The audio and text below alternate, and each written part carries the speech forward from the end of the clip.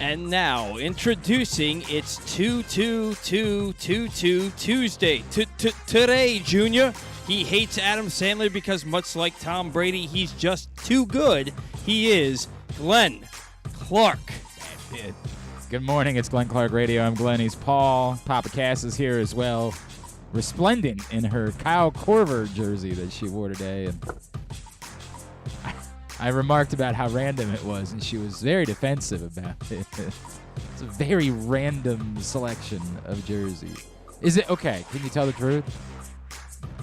Basketball player or attractive gentleman? We need.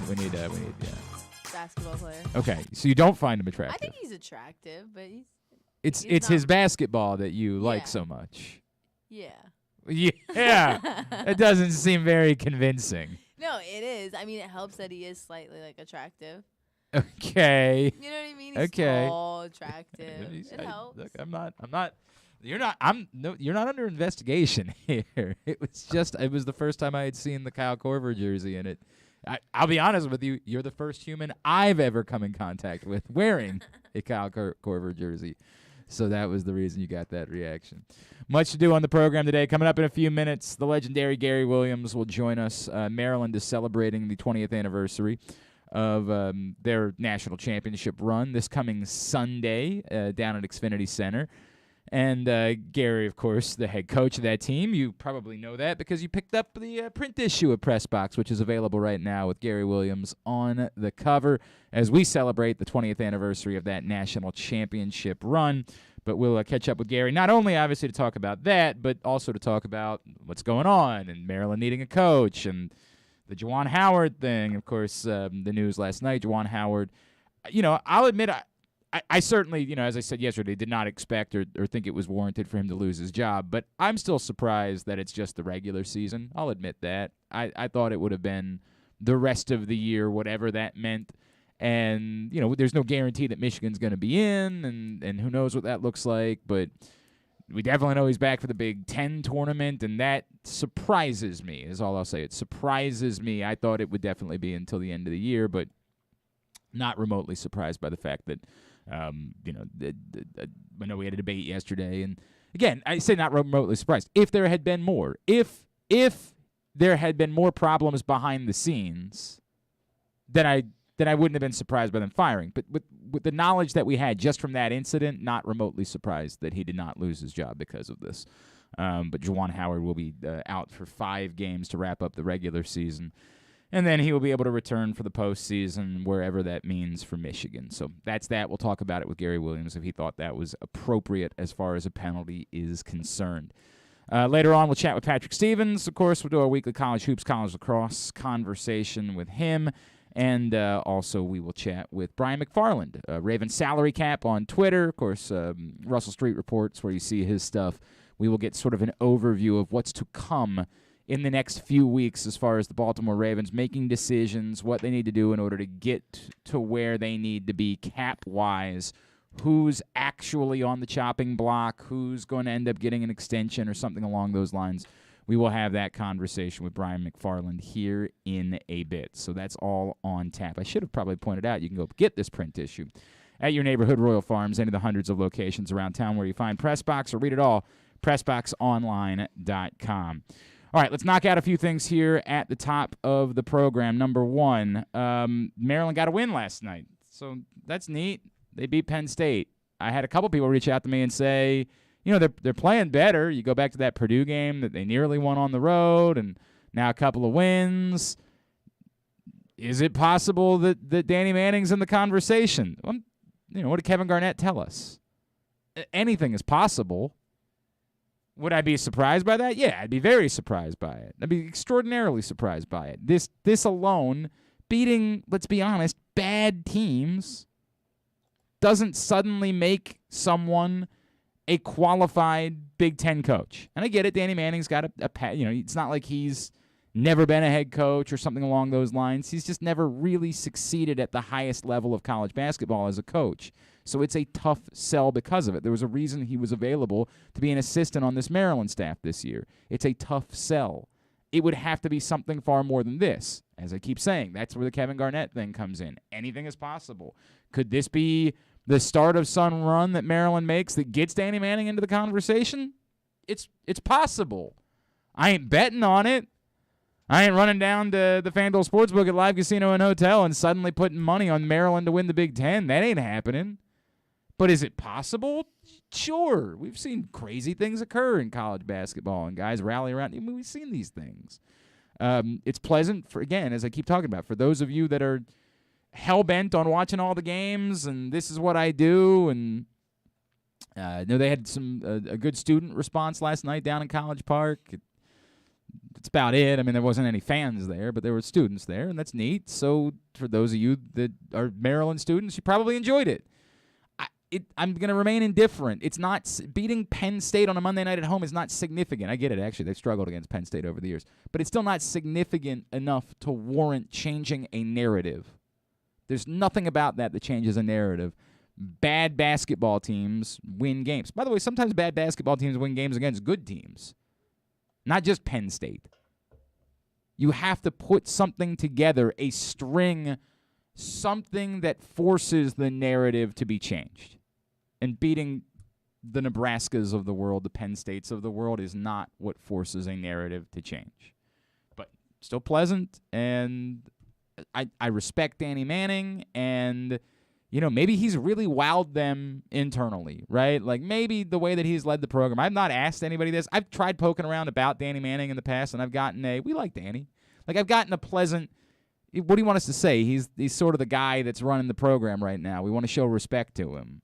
So I have not gotten the sense at all that he's really on the radar in any way to be the next head coach to Maryland, and I think it would take something, as I keep saying, extraordinary for that to change.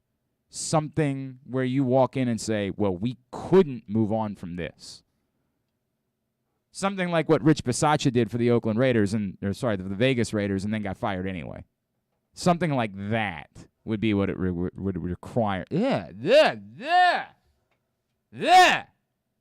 Would require. Say it 10 times fast, Cass. Yeah, okay, right now. Come on. No, into the microphone.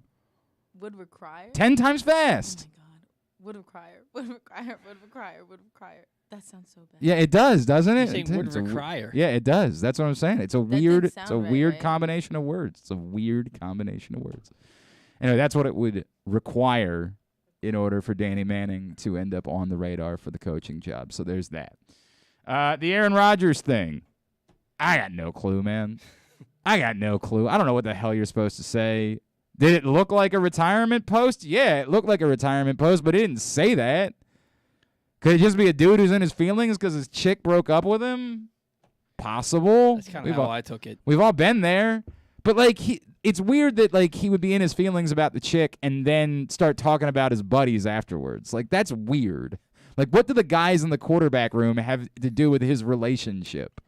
It's a weird bit, man. I mean, as I say that, maybe they all hung out together as couples or something. I don't know, right? I have no idea what Kurt Benkert was doing, hanging out with by the way, Kurt Benkert's from Perry Hall. A lot of people don't know that. It was weird. Everything about it was super, super weird. Aaron Rodgers, I think we all know, is a bit of a weirdo. So you want to read into it, fine, but I would probably wait until Aaron Rodgers says the words, "I'm retired," to assume that that's what this Instagram post meant. It definitely came off more to me like a guy who was down bad because his chick broke up with him, and who knows how what this year has done to their relationship. And I don't know, man. I trying to hypothesize about this. I feel actually bad about it, right? Because there's a part of me that's just like, dude, what are we doing? Let the man, this sucks. It sucks to you're with one of the most famous actresses on the face of the planet, and then everything goes south very quickly, right? I don't know. Leave him alone. There's things to actually criticize about Aaron Rodgers. I don't know that this is one. He was weird. He's weird on Instagram. Remember what I said about Hollywood Brown last week? I mean, 39-year-olds are supposed to be a little bit less emotional, on social media. Supposed to be in a bit more stable of a place as a human being. That like, I don't know. I thought it was kind of nice that like he was saying nice things about the girl that he broke up with. I thought it was a pleasant, amicable thing. But then it just went into a weird place afterwards. It just everything about it was super weird. I don't know. I'm not reading into it. Everybody's asked about Zadarius Smith and these eyeball emojis. I mean, we need help, dude. Like we need help as a society. We gotta get right with the Lord or something, man. Like we need to get a hold of ourselves that we're allowing our time to be influenced by Zadarius Smith posting eyeball emojis on Twitter. If you have spent any amount of time thinking about that, I really encourage you to seek a hobby. Take up ice fishing. Take up anything at all. You guys played Wordle? A lot of people playing that Wordle. Video games, you heard of them? Can compete with people online. It's a new thing. Anything at all other than spending time talking to other human beings or allowing any of your thought process to be taken up by Zadarius Smith's eyeball emojis that he's posting on Twitter. Well, Ravens players are posting them back. Hey, bro. What do you want me to say? What do you want me to say? That's because they know that Zadarius Smith is getting released and the Ravens are definitely signing him? I don't think they know that. I'm just putting it out there. I don't think that Patrick Queen has been told by Eric DeCosta, we know Zadarius Smith is getting released by the Packers and we're signing him. I think there's a 1 in a billion% chance that that's true. Now, does it mean that he would like to see Zadarius Smith back? Were Patrick Queen and Zadarius Smith even together? They weren't even teammates at any point. It's very weird. Does it mean that any of these guys that know Zadarius Smith wouldn't want him to be on the team again? I'm sure they'd love to have him be on the team again. He's a good football player when he's healthy. I get it. The circumstances, the Packers are way over the cap, and they got to make some moves in order to get under the cap, and the Aaron Rodgers thing is a factor with all of that, and if they move on from Aaron Rodgers, maybe they're just sort of reloading and trying to get younger and doing the whole bit. Like, that's totally possible. But, my God, what are we doing? How is this healthy for us to be spending this amount of time on something that we have no... It's one thing if Zadarius Smith gets released, or if there's a report that they're going to release him, to have a conversation about, like, hey, would that make sense for the Baltimore Ravens? And my answer would be maybe. Maybe. I don't know that it's a perfect fit because Zadarius Smith, frankly, wasn't a perfect fit in Baltimore the first time around. I get it, though. The Ravens could probably use about as much help in the pass rush department as they could get. They just don't seem to have guys that can consistently get quarterbacks on the ground. So, yeah, would I eliminate if Zadarius Smith was available and somebody said to me, would you consider it? Yeah, I'd consider it. But there's still 6 more layers to that. What are we considering? Real money for Zadarius Smith? I don't know. I don't know if the Ravens have that luxury. I would probably say no to that. There's some world where, like, because he was hurt, the money's down, and he just really loved it in Baltimore and wants to come back, and you can get him. I don't know, maybe. Maybe. But we don't have any of that. We've got eyeballs. That's it. All we've got is Zadarius Smith posting some eyeballs on Twitter, and we're all losing our minds over it. I get it. It's a boring. I understand. It's a boring time right now. Football is what drives this country. Literally, it is the center of our universe sports-wise in this country. I understand that. We got a nice respite 2 days ago because Dwan Howard slapped somebody, and that was something that we were willing to pay attention to. Otherwise, nobody on the planet would have cared about what happened in the Michigan and Wisconsin game outside of people in Michigan and Wisconsin. I get it. We're in a difficult part of the year because our universe is centered around football. And until the offseason actually begins, there's nothing hard football-wise to talk about. There's not. We're all just speculating for the sake of speculating. Because we're bored. Because we want our national pastime back. Because this is what we do. Because we want to know where it is that Aaron Rodgers is going to be next season. He's going to play for the Packers. He's going to retire. We want to read into Instagram posts. We want to read into eyeball emojis. We want to read into anything because we just want something. We're like junkies that need a fix.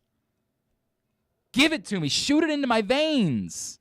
Something that smells like football. Not the USFL. We don't want that. Nobody cares about that. And we won't. We've done this bit 1,000 times, and yet we keep pretending like the 80th time it's going to be the time that somebody cares. Yeah, but wait till The Rock brings back the XFL. Don't get me wrong. Love The Rock. It ain't going to work. We don't want that. We are junkies for football. So Zadarius Smith posting eyeball emojis gets us. We start feeling something. We start feeling. Oh, come on, man! Give me. This feels like football. Give it to me. Give it to me now. Settle down. Call somebody you haven't talked to in a long time. Call your grandmother if she's still alive. Call your mom. Say hello. Check in. See how they're doing. Watch college basketball game. I wrote a column yesterday for PressBoxOnline.com. Go to the Towson game tomorrow night. Great way to spend your time. They're red hot. Go watch. Do something healthy and productive instead of spending time on eyeball emojis. It's just not healthy. We have a problem. We are so obsessed with football. We are so desperate for something football-wise. Trust me, when there's football, we're going to talk to Brian McFarland today because we're going to try to lay out what needs to be done for the Ravens in the offseason. But you know what we're not going to talk about? Eyeball emojis. We're not going to do that. We're not going to talk about a Snapchat story. We're not going to talk, unless there's something I don't know about. Unless somebody says something really interesting on Snapchat. If they do that, then we'll talk about it. We're not going to talk about eyeball emojis. I feel like that was the list of things I needed to cover at the top of the show. I feel like that worked me through all of the things that were... Oh, the baseball had apparently a productive meeting yesterday. So hopefully there's something to build on from there. The people that seem to know the most always said, even when they got into a place where the meetings were more productive, they were still not nearly close enough to think that a day was going to end up being the difference in them getting there. That it felt like the best case scenario was a week of hard negotiating would maybe get them there. And we even learned that they were still pretty far apart on a couple of things that were pretty significant in order to get this done. So, but there were so this is relevant, I think, for the Orioles as they try to transition out of this phase. So apparently the team, Major League Baseball wanted to go to an 8-team draft lottery. The players wanted to go to an 8-team draft lottery. 8 players want the worst 8 teams to end up in a lottery for the number 1 pick because they're trying to end purposeful tanking and the ability that if you're just so bad, you'll be guaranteed to get the number 1 draft pick the following year. They wanted it to be that, well, you could be all that bad, but you might not even get a top 5 pick. The owners, of course, don't want that. If we're really bad, we want the chance to turn around, and it would help to have a transcendent talent in order to do that. This is something that, of course, we're very familiar with here in Baltimore because the Orioles are slated to have their second number 1 pick in the last 5 years. They also had a number 2 pick in the process. So we know all about this. We know what's happened here. The players want teams to spend more money on their players and not purposefully try to be bad. So they think a way to do that is take away the reward for being the worst team in baseball. The owners are a little bit gun-shy about that. If we're this bad, we don't want to have the number 8 pick in the draft. We want to be guaranteed no worse than number 4 pick. And by the way, this is a concession for them to get to 4, apparently. They are putting out there top 4 teams get a draft lottery. The players want it to be the top 8 teams with the worst records that end up in a draft lottery. I think what we can take from that is that there's going to be a draft lottery. Considering where the two sides are, I think what we know with confidence is that moving forward in baseball, it will no longer be the team with the worst record gets the number 1 pick. Now, when does that start? Most people seem to think it'd be very unlikely for them to go retroactive and take away the Orioles having the number 1 pick next year and instituting a lottery. It just seems unlikely. It's not impossible, but it just seems unlikely that they would go that way. Would they immediately kick this in? Are there other teams that have been tanking, if you will, that would be negatively impacted that would say, we would like if maybe you would give us a 1-year respite before you go about making this the policy in baseball? We'll find out. But we can say with some amount of confidence that it will no longer be the team with the worst record guaranteed to get the number 1 pick, because both sides are now apparently agreeable on some form of draft lottery. It's just that one side wants it to be the top 8 and the other side wants to be the top 4, and we will see how that ends up playing out and whether that they, do they meet in the middle and they come to 6, or does one side win out there because they give somewhere else? But the fact that both sides are in agreement about a draft lottery in general probably says it's happening. It's coming to Major League Baseball, that there will be some form of draft lottery, and it's just a question of what it actually looks like and how many teams are involved. But that was, to me, the big thing that came out of all of the news about yesterday's negotiations between the players and the owners. The CIAA tournament is officially underway at Royal Farms Arena here in Baltimore, one of the best events in all of college basketball, and there's other events going on at the Convention Center, at Rams Head Live. I mean, it's really taking over our city. But the basketball itself officially got underway this morning at 10 a.m., and you're going to want to be a part of it. There are still tickets available. CIAAtournament.org. CIAAtournament.org. The CIAA tournament this week. The championship's on Saturday at Royal Farms Arena. You're going to want to feel it, support it. It's an incredible event for our city. The CIAA tournament officially underway. Speaking of tournaments, it was 20 years ago that this man and his team cut down the nets in Atlanta. And, of course, you see that on our new print issue of Press Box, which is available right now. And coming this Sunday, the University of Maryland is going to celebrate that with an official 20th anniversary event as the Terps take on Ohio State. He'll be back. A bunch of players are going to be back. It is always a pleasure to welcome back the Hall of Fame former head coach, the University of Maryland. He's the great Gary Williams, and he's back with us now here on GCR. Coach, it's Glenn and Paul. It's great to chat with you. Thank you so much for taking a couple of minutes for us this morning. Thank you guys for having me on. Hard to believe it's 20 years, but here it is. It's remarkable to believe that it's been 20 years at this point. Coach, I don't want to give anything away that people can find in the conversation we had for Press Box, but I was really moved by what you told us about your perspective of winning the title 20 years later, and I was wondering if you could revisit that with me and how it's changed and the appreciation that you have for it 20 years removed, that maybe even in the moment as you guys were celebrating that night in Atlanta, you didn't have the full perspective of. Yeah, it happened so quick, it's and so many things are going on at the same time right after that championship game was over. And then you get back to school and you celebrate that and everything. But then you're right back into any other season of getting ready. In other words, there's recruits to call. There's places to go to see recruits play, things like that. And so you get into that and, you think about it and you hear about it from people about winning the championship. But as time goes by, and I when I stopped coaching, you really appreciate the fact that you were able to be part of that, because that doesn't happen even with talented teams. You see a lot of really good programs in Division I basketball that have never been to the Final Four. You see teams that you thought, like Gonzaga, say, a couple times in the last 5 years, they have to win the national championship. They're the best team. But, a guy has a bad shooting day, he sprains his ankle the day before in practice. So a lot of things can happen, and you need really tough people, guys that just, can play through not playing well and still win a game against a really good team. So you appreciate all those things over the years, I think, more when you have the opportunity to really get some time to think about it. I'm trying to remember this correctly, and you can correct me if I'm wrong, Coach, but I vaguely remember after the Kansas game in the Final Four, when they had chipped away at the lead, maybe you were joking in the press conference, but I feel like I remember you saying something like, I was prepared to come in here and talk about this the way that last year's Final Four game went. Did you have any of those feelings that went through your mind, like it just might not have everything went right, but it just might not happen for us, or something along those lines?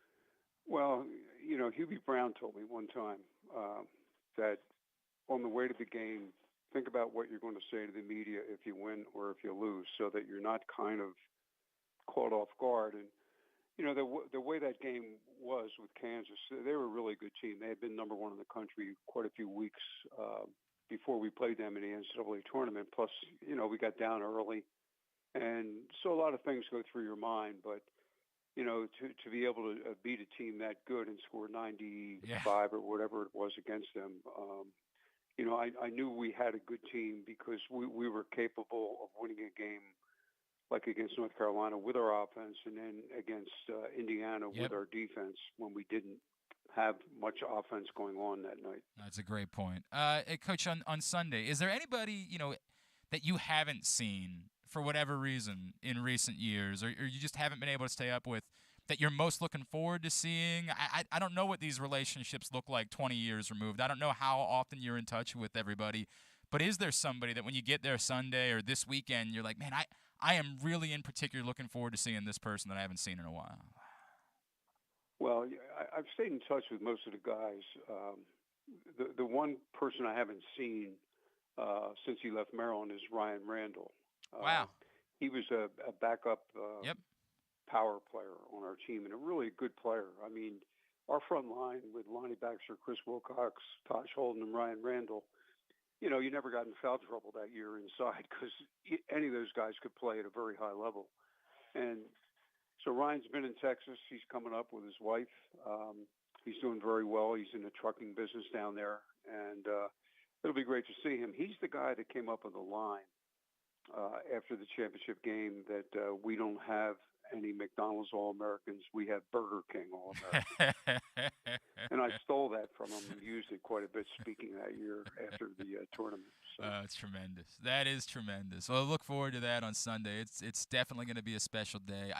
Gary Williams is with us here on GCR. Coach, I was thinking about, we were actually talking yesterday about your relationship with Juan, right? And I was wondering, as he's become a coach himself, how involved have you been? How much does he reach out to you? How much do you are you in tune with what they're doing? Do you try to leave it alone and let him be his own guy? What's that relationship been like specifically since he's become a coach? Well, we talk quite a bit. We text once in a while. And Juan had a great win last night. They beat Howard at Howard, which was, they had lost a couple, and to get that win last night was really big because I believe Howard just beat Morgan State recently. So for Juan, it was really a big win, and I was glad to see that. Juan is a very good coach. He's in a very tough situation in terms of who he has to schedule, things like that. And, it's hard to come up with a good record. And I coached in high school. I coached in college at different places. And you see coaches all the time that are really good coaches but are in situations where, no one could win a great number of games in a certain situation. And I think Juan is doing a great job at Coppin. I wish he'd get more coverage, to be honest, in the Baltimore area with what he's trying to do there. But Juan is, to me, he's accomplished more than any other basketball player in the history of the University of Maryland with what he accomplished. And, obviously the all-time leading scorer, but now he's in his early 40s. He's got a great family, and he's working hard as a head coach. We've talked to a few of his players. We just had Nenda Tark on a couple weeks ago, and it is remarkable to listen to them. These are guys that maybe don't necessarily know Juan the player, right, in any sort of way. They're just too young for that. But to hear the way they talk about him as a coach, it is kind of remarkable. Like it's a new life. It's a new everything that he's putting into this, and maybe not surprising that he attacks it with the passion that we know that he had as a player.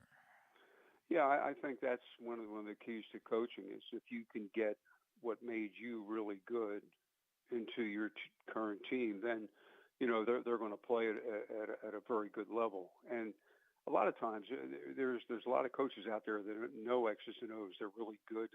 They can diagram any play you want to set up or whatever. Mm-hmm. But unless you can get that through to your team, it doesn't matter how much basketball you know. One of my favorite stories about you and Juan Dixon is a story where you guys did not there was no filter, right? Like we know you were a passionate guy, But the way it was described to me once by Juan was like he could curse at me because I was allowed to curse at him right back. Was it like that with everybody, or did that relationship have to come along over the years? That like, you guys could be in each other's grills, and yet it didn't affect the relationship whatsoever. I think I was lucky because back when I coached, you had 3-4 year players, Yeah. and you develop that relationship. I mean, that's I look at the coaches, that have gone the one and done route, like Krzyzewski, Calipari, guys like that. They don't get that relationship. They don't have that. They have great teams, obviously, because of the talent level they get, but they don't have that chance to build a relationship where there's a trust there. So if one guy gets mad at the other guy, that doesn't mean you don't care about each other. Yep. And I think that's what you develop over time, and that's the way it used to be. And you sound like an old person talking like that, but to me, that would be a much more enjoyable coaching situation where you could walk into practice every day and be yourself, whether you're a player, whether you're a coach, Right. and you're not worried about some guy transferring because you yelled at him at practice or whatever, because he's going to be there. He's put the time in, and he's helped build the program to where you have a really good team. Was it difficult for you at all as a coach, like to allow players the freedom to go right back at you? I mean, I would, there's so many people who, are in that type of position where power is so important, right? And how dare you undermine me? How dare you? Was it difficult for you to allow the same favors to players to say, look, man, you can yell at me, you can. This is not going to be a one-way street. This is not the military that we're dealing with. Yeah, the only way that works is if you have a great trust with each other, because we all have good days and bad days, and you as I coached over the years, you come to realize that these guys are human beings, just like Yeah. coaches are, and that they're going to get upset at you. I'm going to get upset at them, but as long as you feel that we're all trying to do the same thing, get to the same point with a team, then it's okay, because you always have guys in your team that are also great at getting with a player, and these are player to player and saying, hey, look, coach got on you today, but don't worry about it. He'll be fine tomorrow, that type of thing, rather than have a guy in the locker room that says, hey, coach is really a bad guy. Yeah. He shouldn't have said that to you. And that can fester into really hurting a team. So you need really a combination of blend of players on your team. He is Gary Williams. He's with us here on GCR. The 20th anniversary celebration is this Sunday. Coach, what'd you think when you saw the thing with Juwan Howard the other day? And were you okay with it being a 5-game suspension and he'll be back with the postseason? Yeah, I it's hard. Once that hits now, it's going to be nationwide news. It's going to be one of the biggest stories, not just in sports, but in the news cycle. And so I knew something had to happen. It seems realistic to me. In other words, what happened early, guard, put his hand on Juwan. Obviously, he wanted to make the point about why he called timeout and things like that. And Juwan didn't respond well to that. But then they were separated. And then when Juwan came back and hit the assistant coach with his open hand or whatever he did, something had to happen then. And I think that's important for all players to understand that you draw the line. You can't brush that off and say, well, that's okay. It's not okay. So a 5-game suspension in the regular season, I think, is fair. He gets a chance to coach in the Big Ten tournament, and for Michigan, maybe they still have a shot at the NCAA, depending on what happens. The last 5 games. So. Yeah, and it's you can't have that. In other words, you have all these great athletes out there. They get so much attention, so much going on that you don't want that for your sport. In other words, you take it personally if you've ever connected to college basketball. Mm-hmm. Hey, how many times did I coach a game where it came right down to the wire and you lose, bad call by an official, you didn't like what the other coach did, whatever, something happened during a game. You kind of looked at each other, coach to coach. But when the game's over, you shake hands and you keep moving. And in my case, I was always, if we lost a game, I'm worried walking up to shake the other coach's hand about what am I going to tell my players. I'm not concerned with that team at all. Right. See, Howard got concerned with that team, and you don't do that. That's not. I can't do anything about Wisconsin, if I'm Howard, I've got to worry about my team. Like when I walk into that locker room, how am I going to get them ready for the next game after a very tough loss, a game that we needed to win? And so I might not say anything, but I'll put my hand out and shake hands and just keep on going, and that's what has to happen. And I hope people, there'll be a lot of people out there making noise about doing away with the handshake line. Well, if we can't play a college basketball game and shake hands afterwards, Yeah. Something's wrong. I agree. Something's wrong with the sport. You have to be able to do that, and it's up to coaches, administrators to police that, to make sure that can happen in a good way. I completely agree. I mean, it's insane. If we're not capable of that, what are we doing, right? Like, why play the game? Exactly if right. You can't. I mean, any game I ever played as a kid, you always shook hands with the other team. If you're out in the playground, you always talk to the other guys. After a game's over.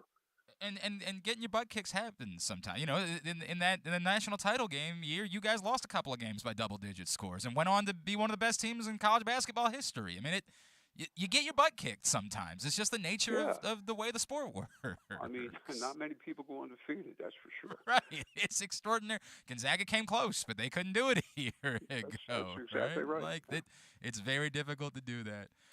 Coach, we had Bobby Cremens on yesterday. We were talking about this with him and reliving some of your guys' incredible matchups over the years. But he was talking about the Maryland search and said, boy, I really hope Gary's involved. I really hope that's the case. And I don't know what you can tell us because I know you have an official role there at the school, but have you wanted to be involved at all in this process? Is it something where, like, you wanted to give input, you wanted to be involved in the search? Like, what has been your desire as Maryland's now looking for a coach again? Well, I just, my only desire is that they hire a great coach. I mean, if you want to get it right down to the bottom line, I don't know if everybody understands all the time, but like I went to Maryland, I played basketball there. Obviously, I coached there too, but I want what's great for Maryland basketball. In other words, we want to win another national championship. So how can we do that? We have to hire a great coach, but you look at the program. Everything has to be first class. Everything, because the teams that win it have that. They have everything in place that seems to work toward winning a national championship. So my input is anything I can help with. In terms of knowing coaches, in terms of what I think is necessary for Maryland to win. Because we're in a situation right now where we have to get better. In other words, we have to improve some things within the program. Sure. And if we can do that, it doesn't take long. You've seen it with other teams. You get right back on a national level, and that's what we have to do. We have to raise the bar a little bit in terms of what expectations are for our basketball team. What do you make of you? Of course, people use the word somebody needs to know the area. Of course, nobody knew it better than you because, as you alluded to, you were one of us, right? How important is that for this job, for it to be somebody that knows the area, understands? Do we make too much of that when we talk about it? Dopes like me on the radio? It seems to be really emphasized in the DMV, this area here. And plus, you throw Baltimore obviously into that mix because we had quite a few players that really played well for us from Baltimore. So, yeah, I think it's important, but it doesn't have to be the head coach. It can be an assistant coach that's really in tune with the Baltimore-Washington area and being able to have contacts. I mean, let's face it, in recruiting now, the summertime is just as important, if not more important, than the high school recruiting. So you need someone that's connected in that area. But at the same time, this area, say from Baltimore south of D.C., is as heavily recruited as any area in the country. You have you have three major airports. It's easy to get to. There's great competition. I mean, some of the best teams in the country come out of here every year. So you're going to have competition here. You're not going to get every player. And I think people have to understand that it's okay to get a player from outside the area. But if you can get, a player a year from this area, basketball recruiting, it's going to change, obviously, with the transfer portal. But it used to be if you get one player out of a 3-4 player recruiting class, you were in good shape. I mean, you were going to do well locally if you could do that. When you allude to the things, and I'll leave you with this, Coach, is it the facility? Is that the biggest one that, like, what? if the facility gets done in the next 5 years, do you believe at that point the program is back to a place where the standard should be, competing for championship? Yeah, it's going to get done. I mean, it's, I think,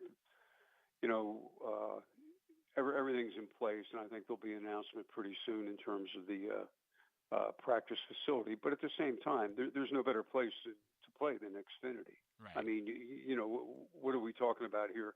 A practice facility doesn't determine the program. I mean, we won a national championship. I mean, not everybody had a practice facility back when I was coaching, but at the same time, what it is, that's part of the program. That's one of the things that, we need a practice facility to keep up with the other schools. That's for sure. But that's not going to determine, whether we win a championship or not. That's just part of the package. So I think sometimes people jump on something that they see as a weakness, and go after it. I think a lot of players in this country would trade places and play in Xfinity if they could. This Sunday, 4 o'clock game against Ohio State, but I don't want to say more importantly because it's very important. Also quite important, the 20th anniversary celebration of the 2002 National Championship. Gary Williams, the team will be back. You're going to want to be a part of it. Gary Williams, it's always a pleasure, and I really do appreciate the time you took with Stan and I for this cover story that's out there. Great picture of you holding up the championship trophy on the cover. If people haven't picked it up yet, really your openness and your candidness, especially your emotion talking about Cole Fieldhouse, man, it really moved me, and I hope people go read that. I greatly appreciated you doing that. No, thanks, and for the people out there, all the players are back. All the players on that team are back Sunday. So if you had a favorite player, they'll be there. That's awesome. That is so cool to hear. Coach, thank you for taking the time for us this morning. We'll see you on Sunday. You guys do a great job. I appreciate that. Coach Gary Williams with us here on GCR, getting ready for the anniversary celebration on Sunday. And, look, I've said a million times, I think the practice facility is really important. I think it's unbelievably important in getting this program back to that level.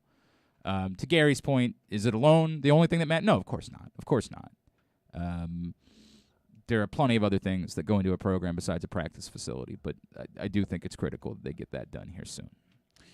All right. Today's show is also brought to you, of course, by Live Casino and Hotel and the FanDuel Sportsbook. 51 self-service kiosks.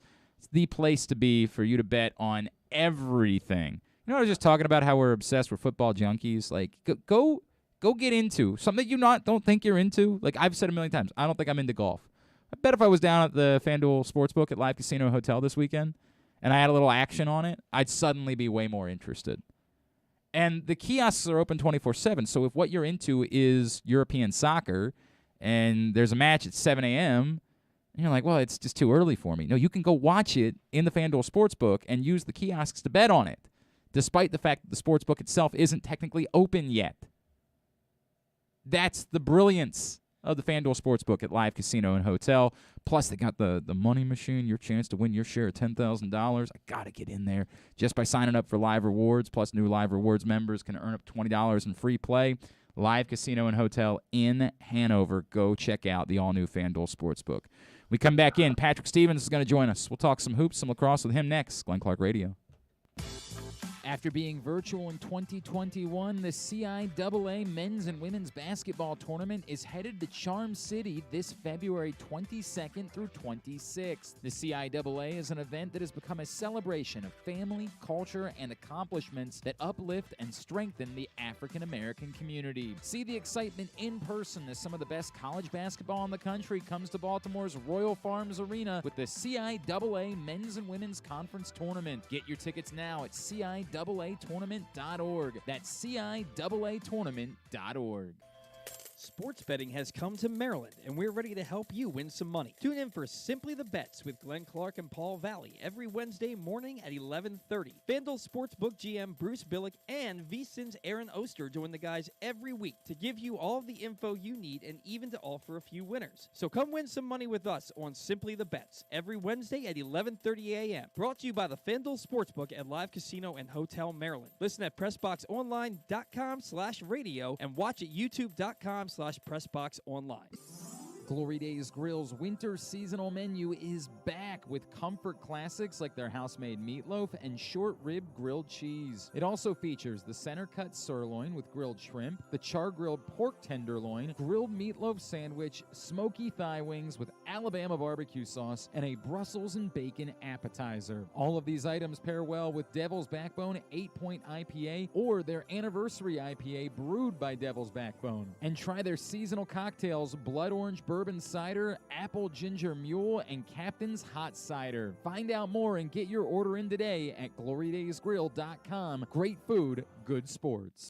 It's another cold winter here in Baltimore, but this time there's no hot stove to warm you up. Hi, I'm Paul Valley, and while there may be no activity in the world of baseball, I'll still be here every week with my co-host Zach Goodman to give you all the latest in the CBA negotiations as teams look to get back on the field in time for spring training. You can watch us live every Saturday from 10 a.m. to noon at youtube.com/PressBoxOnline or Facebook.com/PressBoxSports and listen at PressBoxOnline.com/radio. So tune in every Saturday from 10 a.m. to noon for the latest in baseball coverage right here on the Bat Around.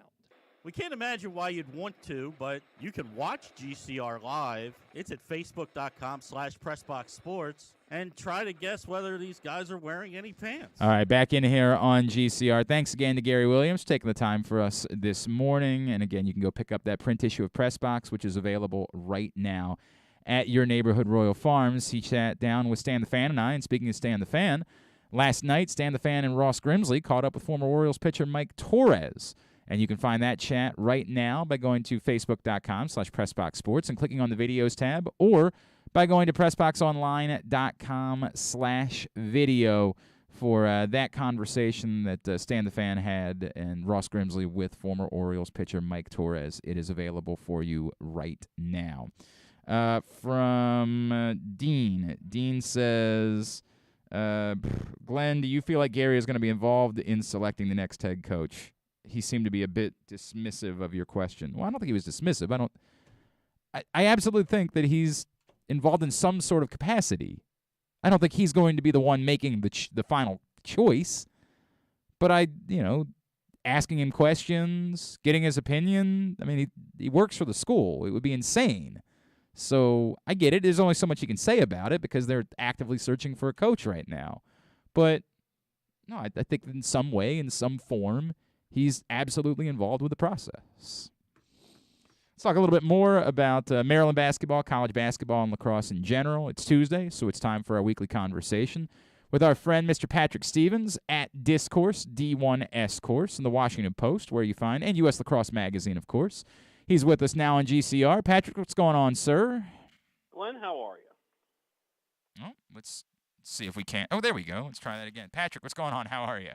I'm well, and you, Glenn? I'm all right. Look, I got these questions last night, and I'm trying to not be too dismissive of it, but I'll let you have your say. I had a couple people say, hey, look, Maryland's put together a couple of wins. They had that great performance against Purdue. Is there any chance that Danny Manning is working his way into the conversation? And my response has been, well, if it is, it's not because he beat Nebraska and Penn State. Yeah, that about covers it. Yep, there you go. All right, so I think that's all we have to say about that. That being yeah, go ahead. I think ultimately, like the argument for Danny Manning was always going to be if he took over a 5-3 team and it ended up somehow going like 22-9 and winning a couple games in the NCAA tournament and going, gosh, the guys really responded to him incredibly well.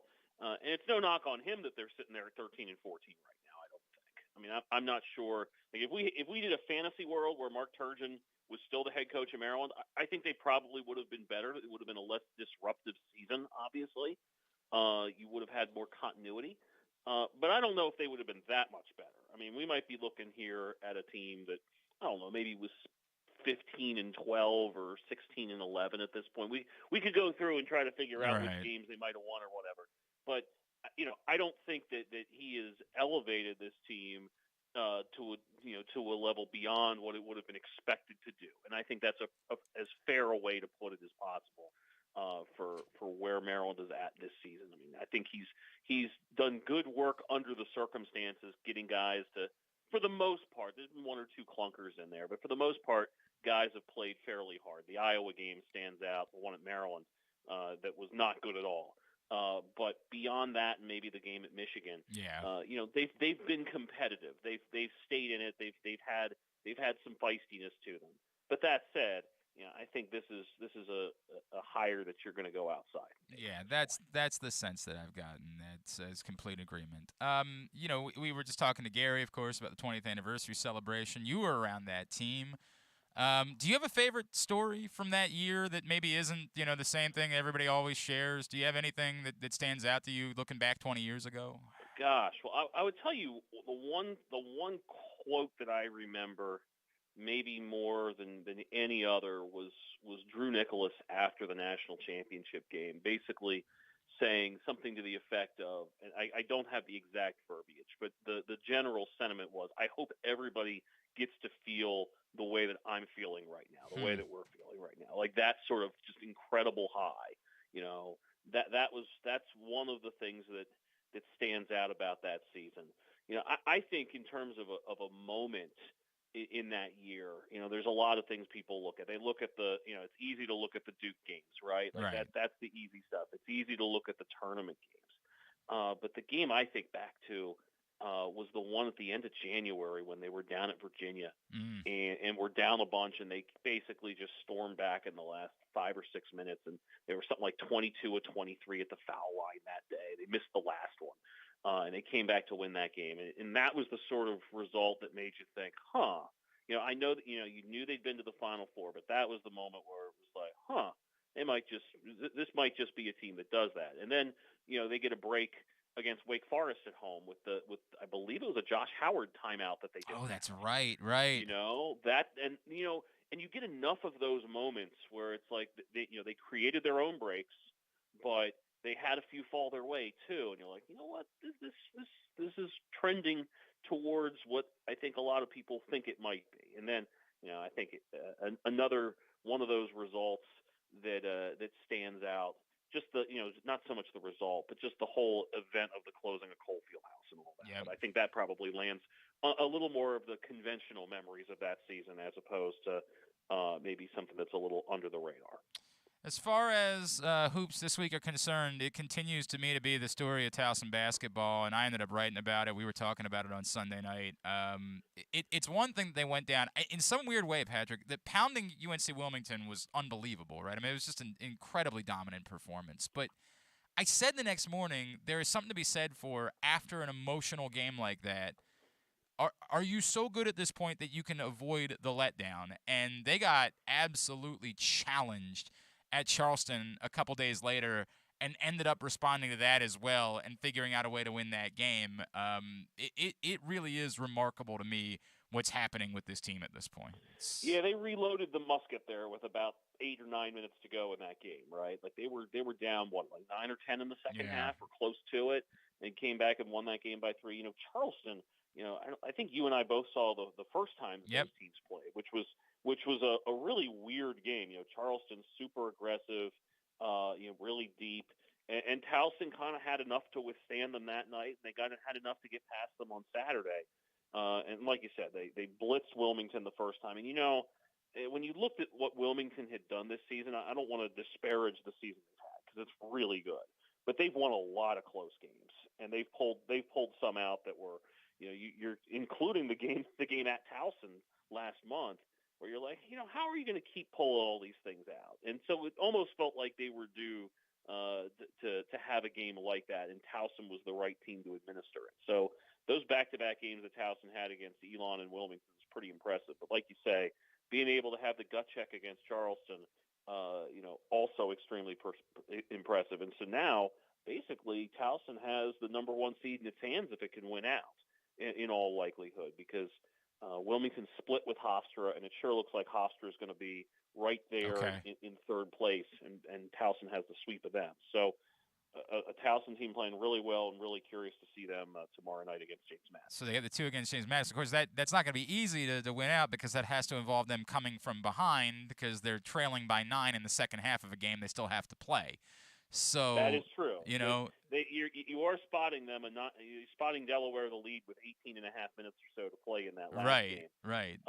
Which is a really interesting, element. And by the way, a cool doubleheader possibility that night. That game at 6, the remainder of that game, Morgan State has its home finale at 8 that night. Oh, well, Maryland that works out almost Shore, perfectly. Yeah, almost perfectly. Almost perfectly. Well, that's tremendous. Patrick Stevens is with us here on GCR. We both saw. I want to go into the Patriot League, where I know that was a tough one for Navy on Saturday, and then we see Loyola put together, to me, I think by far their best performance out of nowhere against a Lehigh team that I guess is a pretty good matchup for them if we look at the recent history. Do we feel differently at all about those teams going into them getting together this week, or do we still sort of say, like, no, this is – at this point, Navy has kind of proven themselves to be a little bit better, more consistent if they can play their brand of basketball? Well, I think first off, let's look at Loyola, which had lost 4 in a row and 6 out of 7, and had really almost in some ways kind of been broken by that lackluster performance against BU back in the middle of January. They've been 5-1 in the Patriot League at that point, and since then they'd been well under 500. They'd lost, I think that's 7 out of 9 at that stage. So for them to come out, a desperate team, they were celebrating an anniversary. The 2012 team is back, from the last NCAA tournament team. And one of the things I know Tavares Hardy emphasized to his team after the game was, that's the group that you want to be like. That's the group that you want to, kind of live up to here in the closing stretch of the season. I'm a little concerned for them. Obviously, they were down Milos Ilic, the freshman big, and it doesn't look like he's going to be back anytime particularly soon. So that's a bit of a concern. They're a little vulnerable inside. Not that Navy is the greatest post play, but they are super aggressive on the glass, and that's right now for the way the midshipmen have been playing at the offensive end. You look here over the last couple weeks or so. Their point totals here in their last 5 games, starting with the first time they played Loyola, 56. 68, 52, 55, 50, and they had a couple games before that of 47 against American. And that was kind of the story of the day for Navy on Saturday against Holy Cross. They just couldn't buy a bucket to save themselves. They played good enough defense. They shut down Holy Cross in the middle of that second half. There was a stretch where Holy Cross had 9 turnovers and 16 possessions, and Navy was able to climb back from down 15 points to actually briefly take the lead. So the question to me is, can Navy get enough offense? And that's not just the question for them against Loyola. That's the question for them against Colgate in the regular season finale and in the Patriot League tournament, because Navy's defense is definitely good enough for them to be a major factor in the conference tournament starting next month. But next week, I should say. It is also next month. But the question is, can they get enough offense from guys like John Carter, Greg Summers, who twisted an ankle the other day at the end of the game? Their veteran guys did not play particularly well, Summers and Carter in particular. And so, they got good work from Tyler Nelson, and they've had that here a little bit of late. But to me, ultimately, Navy needs to figure out a way to get to 60. They're 5-4 in games where they haven't scored 60 points, which is pretty impressive.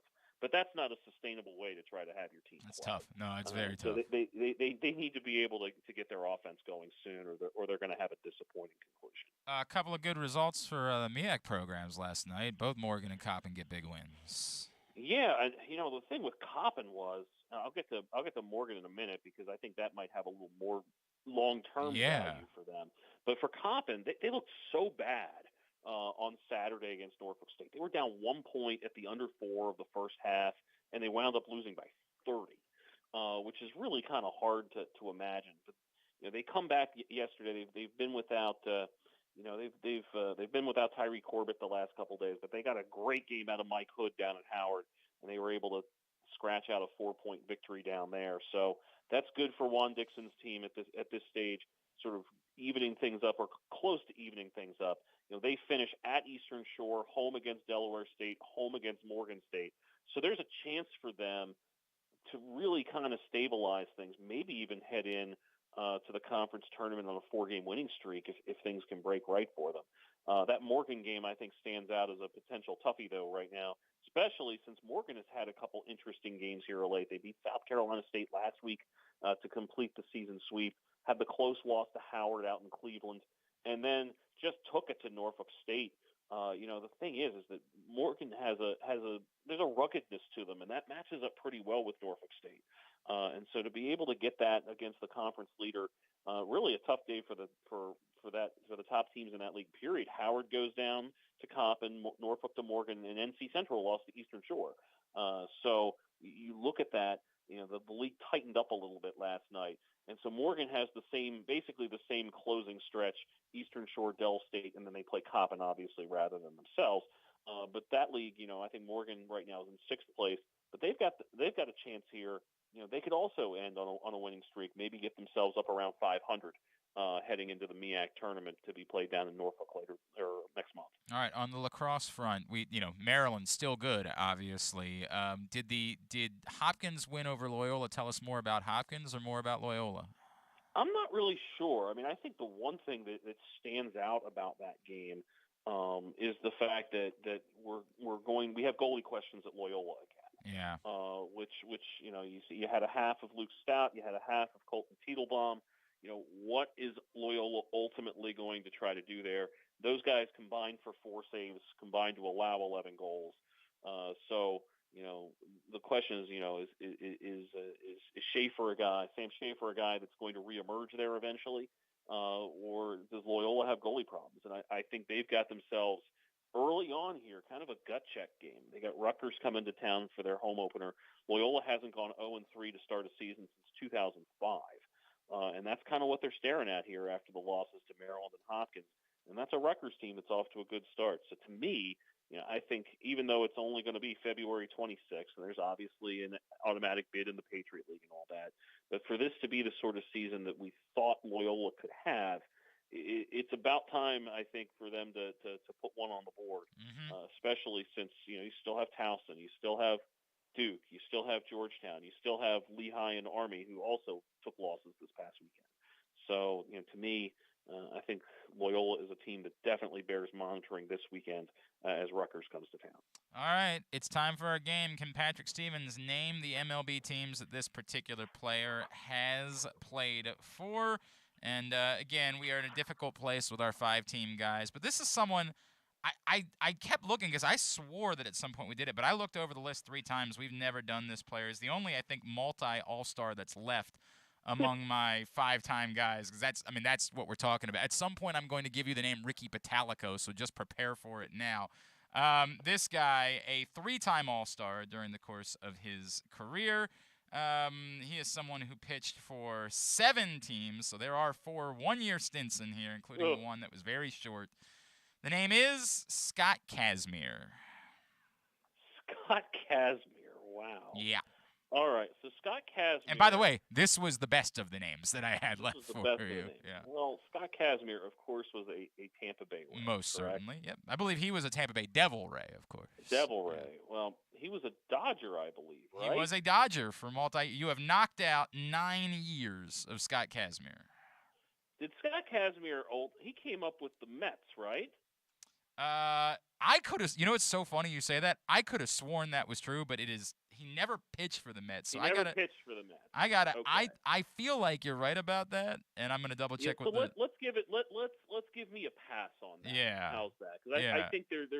I'm not going to do very well with the rest of this, but I feel like I at least deserve a pass on. Yes, on he was drafted in the 2002 draft in the first round by the Mets, and then was traded. What was the trade? Was that the Victor Zambrano It was the Victor deal? Zambrano deal. Exactly right. Victor Zambrano deal that led Scott Kazmir to Tampa. Those are four sad words. The Victor Zambrano deal, correct. That sounds like a band name too, potentially. As I'm sitting here sort of trying to waste some time to avoid having to answer this question about Scott Kazmir. By the way, I made a mistake. He was an angel. He was an angel, yes, correct. And by the way, I made a mistake. I was looking at L.A. He was 1 year with the Dodgers, 3 years with the Angels. So there you go. Now you've knocked out 10 years of Scott Kazmir. Now I've knocked out 10 years, and I've still got one multi-year stop. There is still a 2-year stop left. Wow. Including an All-Star appearance in 2014 when he went 15-9 with a 3.55 ERA. 2014 All-Star appearance. Yes. I'm spitballing here because I really can't remember his various stops. Was he a Cub? Never a Cub, no. Okay. Was he a twin. Not a twin either. Yeah, it's not going well here. Did he end up in Colorado for a minute? No. Oh, man. No. Oh, boy. It did go south. It It did not. did go This south. did not It did go well. south. You want to throw one more out there? Or? I'm gonna throw another one out here. Did he end up in Cleveland? You know what? You salvage it. You went above 500 because he did spend a season in Cleveland between his stops with the Angels and then the 2-year stop that you're missing in Oakland with the Athletics. Okay. He also had brief stints in Houston and San Francisco. The San Francisco stint, he came back. I don't remember this at all. 5 years removed from baseball. He came back in 2021 and made 5 starts with the San Francisco Giants. I don't remember that even a little bit, and it just happened a year ago. As completely a total blind spot for me. All right, so how about this one? How about the 4-team guy, someone who was quite prodigious, unfortunately no longer with us, a 3-time All-Star, former MVP, and a 3-time Gold Glove winner. I've forgotten about his defense. Give me the 4 teams for Ken Caminiti. Ken Caminiti was in Houston. Yep. Ken Caminiti was in San Diego where he won the MVP. Of course. He was in Texas. Yes, he was. And I'm missing one, and I think I'm going to end up blanking on this. Oh, I thought you would get this one. Well, it was only, in fairness, it was only 64 games at the end of the 2001 season. 64 games at the end of the 2001 season for Ken Caminiti. I'm sitting here trying to think of who was actually good at that point. I really don't remember. Was it Cub? It was the Braves. It was the Braves. Was the okay. Other stuff for Ken Caminiti. The schedule for you this week, sir? Heading to GW tonight. They play Richmond. It's Washington's birthday, so shouldn't GW do well on You would think, right? You would think, but historically they don't. I think they've lost like 5 of their last 7 on Washington's birthday. Why do I remember that? Was there a bit at one point in my childhood where they would play like a gimmick game against James Madison on President's Day every year? I don't know if that happened. I swear I remember something like that. I gotta dig through and figure out. Maybe it happened once, and that's why it stood out to me. Like I swear I remember some gimmick like that they would play against Madison on President's Day. I'm looking into it. Yeah, I'm looking into it as well at this point. And tomorrow, we'll be at I'm sure you're going too, right? You're headed to Towson tomorrow night. I'm gonna try to get there. Yeah. Okay. I got another game. It's a maybe for me right now. It's a maybe for me right now. Yeah. Out of morbid curiosity, I'll be checking out Georgetown and DePaul on Thursday. Oof. And then a lacrosse game TBD on Saturday, and then not quite sure where I'm going to end up. My post work will take me either to Maryland, Ohio State, or George Mason GW on Sunday, and then the doubleheader on Monday that we talked about earlier, Towson, Delaware. Conclusion of that game, in addition to Morgan State and Eastern Shore. All right, I'm not crazy. It at least happened in '95 and 1992. They did do this. A gimmick game. I found it in the Washington Post of all places. Okay, there it is. A gimmick game between GW and James Madison. I am not. I might be crazy, but this is not the reason why I'm crazy. Patrick Stevens at Discourse, D1S Course, the Washington Post, U.S. Lacrosse Magazine. Always appreciate it, my friend. Thanks for taking the time for us. Thanks so much for having me. Patrick Stevens checking in with us here on GCR. Hey, Cass, what's your top 5 this week? What's the subject matter for this week's top 5? Oh, we need Cass. It's actually. Oh, we there? All right. Yeah. No. Yeah, Okay. you're good. It's actually about me, so it's like top 5 interesting facts about me. So. But they're good. Don't worry. Sounds like somebody thinks very highly of themselves. I'm going to make this about me. I'm the star of the show. It's the Papa Cash. I understand that. But like, are they really interesting? Yeah.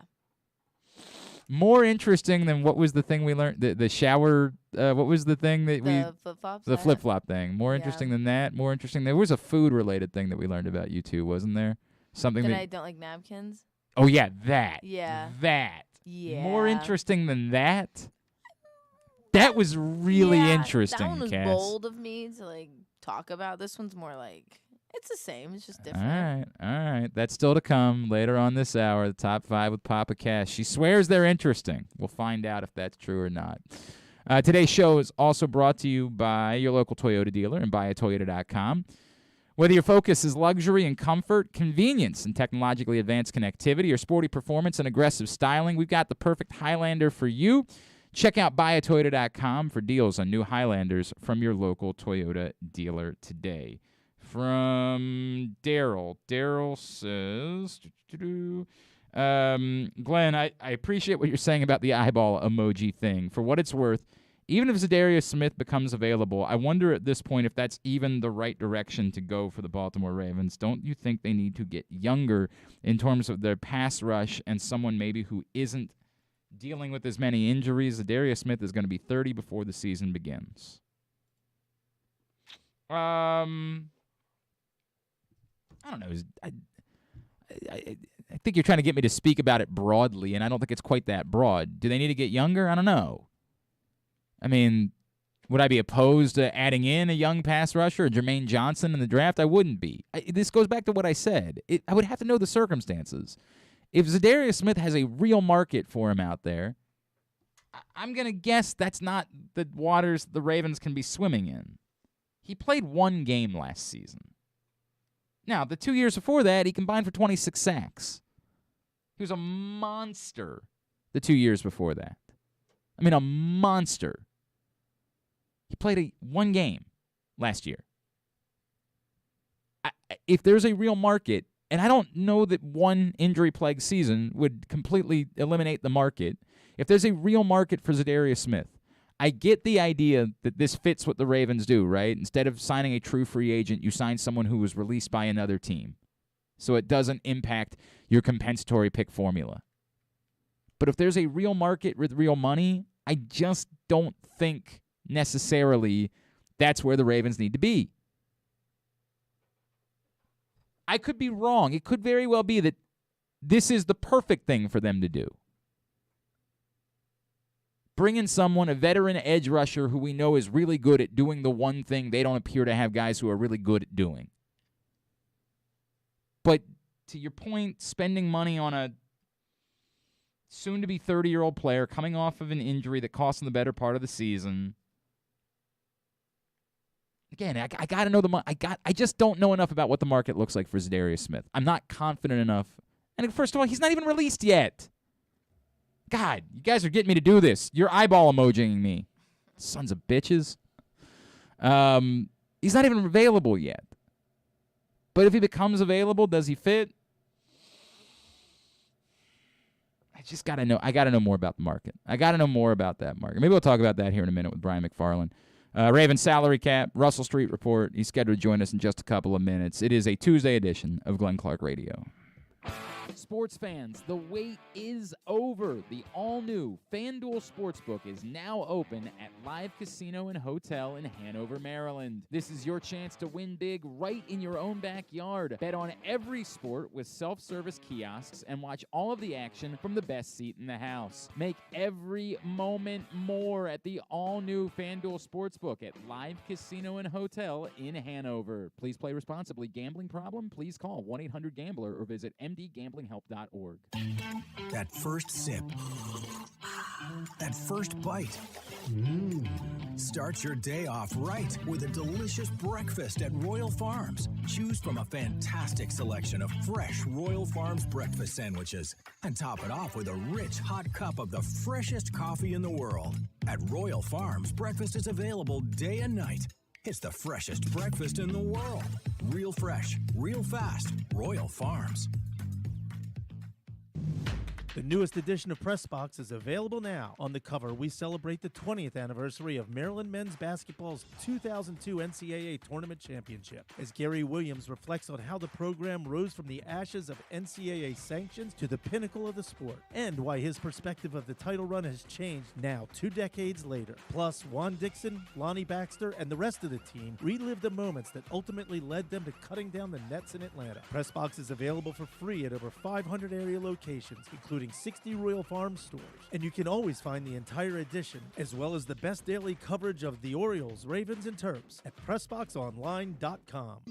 The biggest pro wrestling stars today and all time all have one thing in common. You've heard them on Jobbing Out. Matt and Nick Jackson, the Young Bucks. Thanks for having us, man. Appreciate it. The great Kurt Angle. Thanks for having me on the show. I appreciate it. Matt Riddle. Yeah, man. Thanks, man. The champ, Drew McIntyre. Oh, thank you for having me. The great Ron Simmons. Damn. Keith Lee. Appreciate you guys having me, man. Bill Goldberg. My pleasure. Charlotte. Thank you so much for having me. Mick Foley is with us. This is the greatest name for a wrestling show I've ever heard. MJF. I'm glad you're happy I'm on this show because I'm freaking miserable. Le champion. Chris Jericho. Le champion. AJ, Aaron, Brandon, and Glenn are talking pro wrestling every week on Jobbing Out. Find it at PressBoxOnline.com/radio, iTunes, and SoundCloud. Stay tuned. Your chance to win $1 million is coming up. Probably not from us. You're listening to Glenn Clark Radio. All right, back in here on GCR as we continue along on a Tuesday edition of the program. Today's show is also brought to you by Glory Days Grill. Smoky thigh wings, smoky thigh wings. They're so good. They're so good. And if you haven't tried them yet, I don't know what the purpose of. How could you listen to this program, hear me talk about it every day, and be like, nah. Like, nah, he's probably just saying it.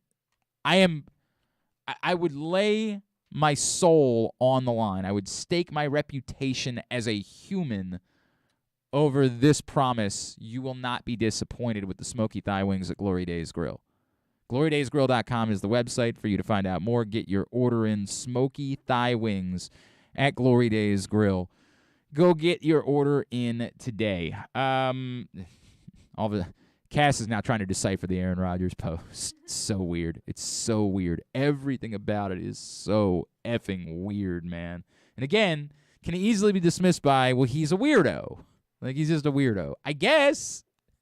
But it's just still weird. Like, who sits down and starts typing about their breakup and suddenly ends up transitioning into, like, and here are the guys that I hung out with on Friday. It's so weird. He's like 40-something, right? He has He's to be 39. 30. Okay. He's 39. So like 40, pretty much. Yes. He's the 39-year-old man who just, like, got in his feelings last night and started. It's the quote for me. The picture just, like, sitting there of a quote. What was the quote? It was, like, something about wine. Okay, so he's 38. I lied. He's not 39 yet. He's still 38. It says, what does it say? It says, I'll pull it up, too. It says, gratitude is the wine for the soul. Go on, get drunk. Like, what is that? Well, I mean, like, again, charitably, you say it's him. He wants to post about things that he's happy about in his life, right? Like, you just decide, if you want to do this charitably, you say, this is a man who just woke up one morning and was like, you know, I want to tell people how happy I am in general. And here's a list of all of the things that have made me happy. It's weird because the first thing on the list is the relationship that just ended. Right? Like, that's a weird thing. So if you tie that in to everything else in the post, you'd say, well, he's writing about how happy they've made him because all of these relationships are ending. Either he's retiring or he's making it official he's not going to be back in Green Bay with the Packers. So he's listing all of these, you know, people that he got to know with the Packers that he's not going to be around any longer because he knows he's not going to be a Packer. So the charitable way of looking at it is to say he's feeling all this gratitude. And so he's lumping a bunch of things in together because his life is in transition. He's transitioning from a relationship, and he's transitioning from his football team, right? But he never says that. He never says, I've, you know, made it. We've had a conversation with the folks at the Packers. I'm not going to be back here next year, so I want to thank. And it's also creepy to do it at the same time, right? Like, it's. Well, if he would have went the way that you just said it, I think it would have been so okay. I think it would not have been weird. But the fact that it just led with a quote and then a picture of his ex-fiance, and then a bunch of, like, pictures of his teammates, and it all just being lumped together, like, I'm sorry, but if you've got enough time to do this, you've got enough time to make 2 Instagram posts. Yeah. Like, if you got enough time to do this, you got enough time to make an Instagram post to say, look, yes, you guys have probably heard that I broke up with my fiance. She's someone I care about a great deal. I've enjoyed these last couple of years of my life, and that's it. Post. That's the end of the post, but, like, right? adding, like, all of those people It's and just, being, like, tagging them in there. It's like, I'd so feel weird. so weird if I was just his teammate. Right, like, if you're David Bakhtiari, what the hell do I have to do with your engagement? Like, it's such everything about it. Everything about it is freaking weird, man. Now, there's something to be said for. As a 38-year-old man myself, we don't really, the social media thing is not for us. Like, it is a young man's and a young woman's game, right? Like, it ain't ours. We're participating in it because we must. It's not because it's good for, or like guys like me participate in it because it's been figured out. It's 30 years later, I'm going to look back on this as my like photo album.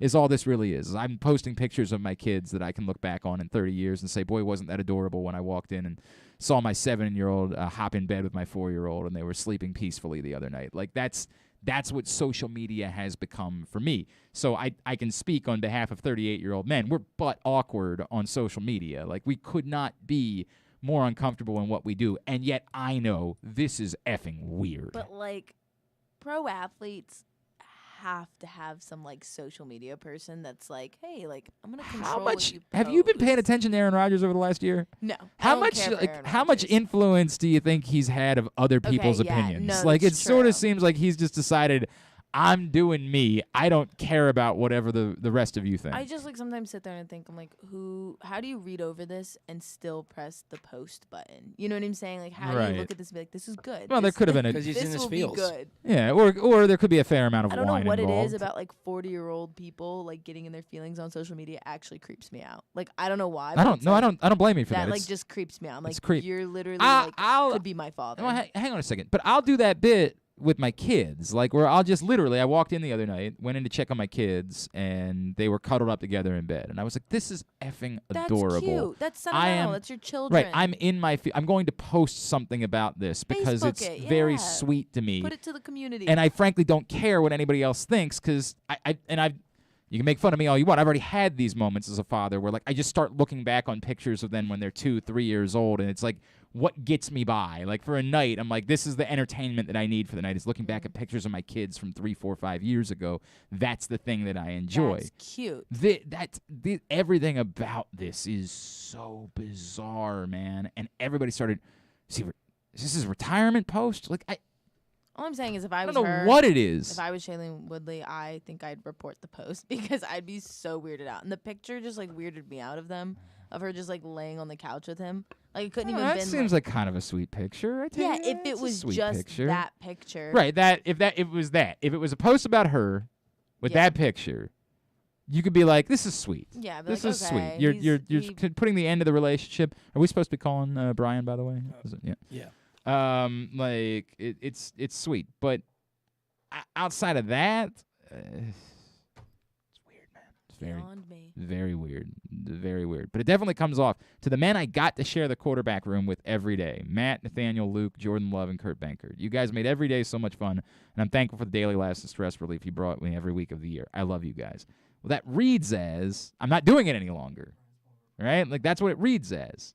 To me, I feel like he was, like, on so much wine that night or something. Or painkillers, maybe. Like, and just, like, wrote it. Got really emotional. Posted Just it. got really all in his feelings and just started rambling. And that's what. But it was a lot of effort put into something that was just rambling. Very weird. That was a lot of effort. All right. Thank you for your breakdown of Aaron Rodgers' social media post. I appreciate that. Yeah, it's very important. Just like the eyes, right? It's so weird. All right, let's talk about things that are important. Always appreciate our conversations with our next guest. Of course, he knows more about the Ravens salary cap situation than anybody on the planet, except for, the people in the room. And sometimes I wonder if he might know more. You see him on Twitter at Ravens Salary Cap. Read his stuff, RussellStreetReport.com. He's Brian McFarland. He's back with us now here on GCR. Brian, what's going on, brother? How are you? Good. How's everybody doing today? Everything is good, man. I was looking over your breakdown the other day of exactly where the Ravens are. And I guess let's start generically before we get into individual conversations. It feels like generically the Ravens are in a pretty good place with reasonable things that can be done if they were to so choose to spend a little bit of money this offseason.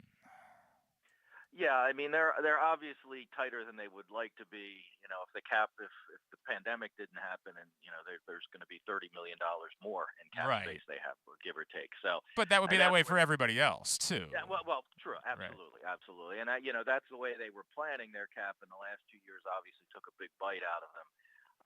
So, they had to restructure a bunch of deals, which would, unfortunately took away cap space this year and into future years as well. So, yeah, I mean, right now they're in a pretty good place, and this year is different than last year. Last year they didn't have a lot of flexibility. The cap was much lower, and they didn't really have a lot of candidates to restructure or extend, which made it really difficult. So this year they've got.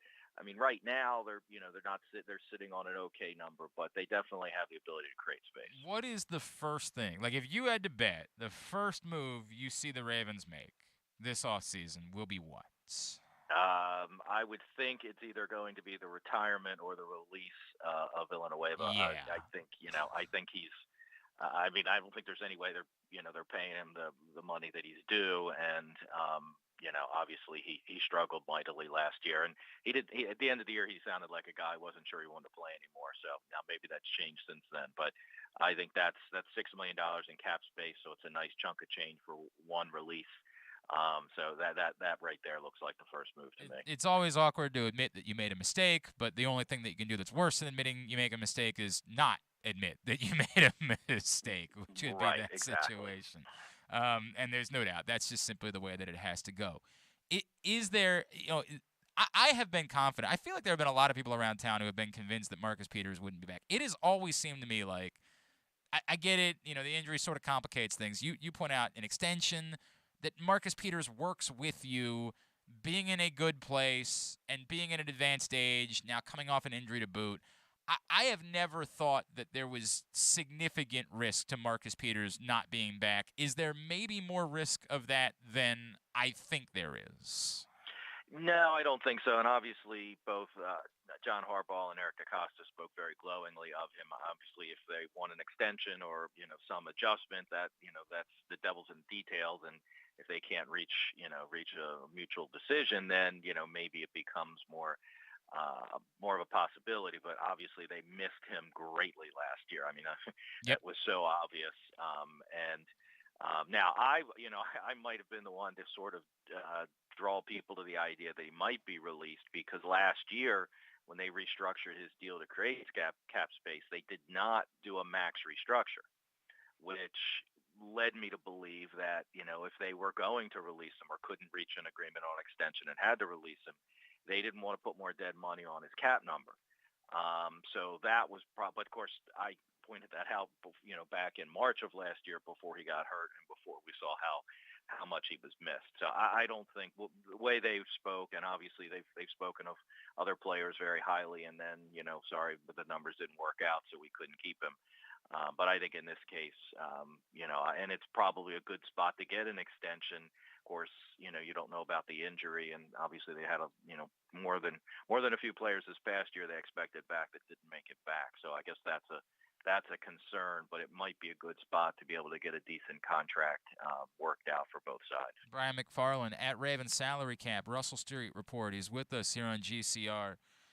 Brian, the overall impact, as we continue to sort of be stagnant as far as the Lamar Jackson situation is concerned, right? There's just no known movement whatsoever. What is the overall reality of the impact of not cap-wise, of not getting a deal done this offseason for this year, for the next couple of years? Yeah, well, I mean, obviously, for the long term, starting with that, if they don't get it done now, he's a pending free agent, come this time next year. And then obviously you're looking at probably franchise tagging him, which, that next year is going to be $35 million. Yeah, that's a rough number. Yeah. Yeah. So, that's a big chunk. Whereas, if they get him done this year, next year's number's probably a little less than that. And then with the bigger numbers coming in the year 3 or 4 or 5 of the deal. So, I mean, it not only affects this year, but it affects next year. Now, obviously, they can tag him and still work something out. And, sometimes those kind of deadlines do spur actions, but it also puts it at a much higher level of dollars that you're looking at. So that's kind of the long term. The short term is if they get a deal done with him, he's got a $23.106 million contract this year.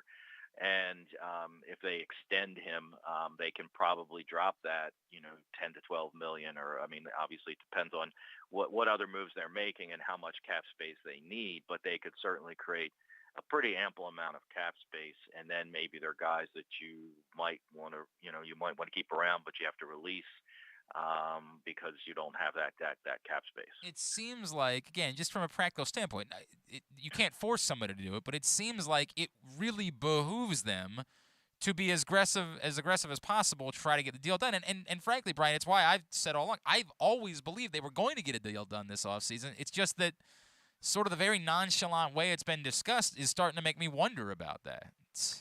Yeah, I mean, absolutely. I mean, I would have thought last spring they would have gotten it done, but then obviously, with the cap being reduced so much, it was going to be kind of hard to do to get him the kind of signing bonus he would need. And certainly by the end of the year, they ended up with only $300,000 in cap space. So it would have been hard to do last year after pretty much other than Peters, pretty much max restructuring everybody. So right. I absolutely thought this year it would get done. I mean, this is the time they got Stanley done, 2 years ago.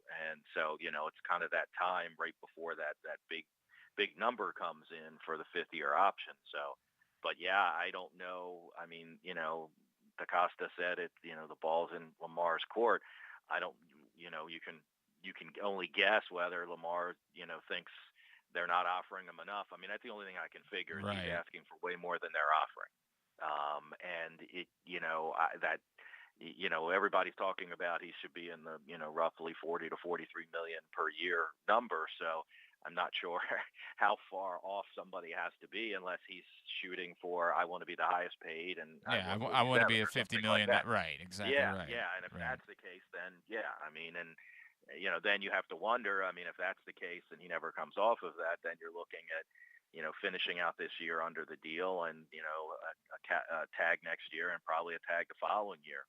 And that's a serious impact. I mean, like that really hurts you in a way that it's a tangible. We won't be able to do other things if we have those types of figures on our cap.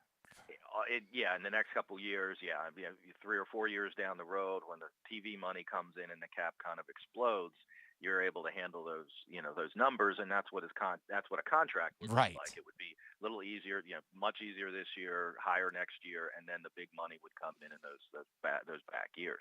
Brian, because of your knowledge of all this, I want to, you get this all the time, but for our audience, I want you to, when you hear somebody say, well, you can never pay any player this amount of money because it sucks up too much of your cap and, it's just not a good way of doing business. How do you respond, again, to the mouth breathers that say things like that?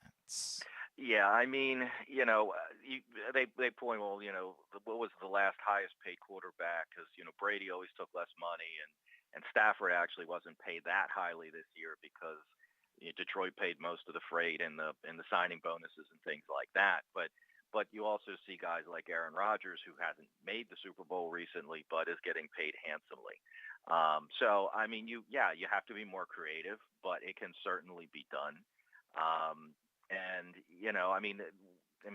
When was the last rookie deal that, I guess Mahomes was probably the last one to be on still on his rookie deal to win the Super Bowl. Right. So it can be done, but you got to be creative, and you are gonna have to cut corners here and there. But as the Ravens have always done in their history, you have to draft well. Yep. The Rams, people looking at the Rams now, you got to go all in. Well, you look at the Packers, and they certainly went in all in this year, and now they're $70 million over the cap or whatever it is. Well, that might be the Saints. I don't think the Packers are that high, but you got to be able to structure your deals correctly. And unfortunately, the Ravens the last couple of years had to do things that they didn't want to do, like restructures. So that, and especially when you have a Ronnie Stanley situation where you restructured him and now he's hurt, and he'd be a good restructure candidate this year if he was healthy. But now not sure you want to go down that road. Oh, it's very difficult to do right now. Can we talk a little bit of that generically, Brian? Because I feel like it's been a theme that I've come back to a lot. That to me, so much of the story of the 2022 Baltimore Ravens is going to be about Ronnie Stanley, because when we talk about players that are soaking up so much of your cap, that aren't performing, that's where it becomes very difficult to me. Like, if Ronnie Stanley can't be Ronnie Stanley again, it is very difficult for me to come up with the blueprint for how this team wins a Super Bowl without that, given how much money we're talking about, given how the significance of the position. And I don't have an equation in front of me that explains this, but like, it just comes off very much like it is hard to fathom a way that this team can mathematically, put together the roster they need to win a Super Bowl that doesn't involve Ronnie Stanley, maybe not being Ronnie Stanley, but being something at least close to Ronnie Stanley again. Yeah, I mean, obviously, it's whether that's something they're going to have to address in the draft, whether, that's a guy that they could plug in there if need be. Certainly there's nobody on the roster right now that I think you would feel comfortable with. We can talk about Juwan James, we can talk about Makari, but they aren't, high-level left tackles, right? No. So I think that's where early in the draft, maybe it's a situation where, that was a third round, but where they got Orlando Brown a couple years back, where he could play both sides, and he transitioned to the right side very easily, as we saw Villanueva really struggle to do it. Whether there's a guy they can identify early in the draft, I mean, I think you're right. I mean, I think that's the key position to have to fix. I mean, there are certainly other spots, but fixing the offensive line is not, to me, number one, and certainly the left tackle spot, having something viable to be able to be able to play there, that you're not losing so much. And then it's a question of Stanley's future as well. If he comes back next year or can't come back next year, I mean, I think that's probably the answer. But if he comes back, and is only so good, then you're looking at 23. What kind of moves do we have to make? And what do we have to, what bullet do we have to bite if we're not going to be paying him $12 million if he's just a so player now. Yeah, it really does seem to linger kind of over this franchise right now. There's a name, and I know it was on your breakdown at Russell Street Report, and it's something that's come up a few times, and I get it. He didn't have maybe the best season of his career, but do you genuinely believe the Ravens move on from Sam Cooke at this point? No, I mean, the only reason, Sam, his name has come up to me for the last 5 years. Sure. I mean, everybody always wants to cut him, and there's some cap savings there. This is probably the year that there's the most cap savings, so that's why I threw him on there. And to be honest with you, he was, last year was a down year for him, and he's getting older. So, we did see they were willing to move on from Morgan Cox last year. So, not the Three Amigos. What do they call themselves? The Wolfpack. Yes. Right. Yeah. So the Wolfpack is not, impenetrable, so to speak. So, I threw them on the list because often when I do these lists, I throw names on there that not because I think it's going to happen, but because people want to talk about it. And let's see what the numbers are. So, and they don't have an heir apparent. I mean, obviously with Morgan Cox, they did have an heir apparent in place. So unless they got a lot of draft picks, if they throw a 6th-round pick on a punter, that changes things. What's the kid from San Diego State that can punt the ball like 90 yards that everybody's in love he's with? Probably going higher than the 6th round. Dude, it's unreal. Maybe he's one of their 5 4th rounds. Who knows? Don't get me wrong, right? Like, if you can get a dude that can punt the ball 80 yards, I'm listening. Yeah. Right? Yeah, exactly. I'm listening. Although we don't know, I don't know enough about whether or not he can, the situational punting that Sam Cooke has handled quite well. Right. And can is he a holder? And obviously that's a big deal. I mean, the long snapper is a big deal, but the way Cooke can get the ball down and the way he and Tucker work together obviously is a huge sort of underrated thing about him, even though it's talked about a lot. Still, I think pretty underrated. So, I don't envision that unless, like I said, if they had an heir apparent, they had a guy. I mean, if they had a punter on the practice squad all year, they would have him there for a reason. But in this case, I don't think that's. I think it's unlikely. I probably tend to agree with you. Although, again, might be the type of person you could go back to and say, hey, can you work with us to make this figure work? And I don't know what that looks like exactly, but it might very well be that the relationship is at that point where that maybe he could help them out in some sort of capacity. Yeah, and I mean they could extend him too. I mean he's at the back end of his deal, so if they feel adding, he's good for another year or two, then that everybody, they can reduce that number a little and keep everybody happy.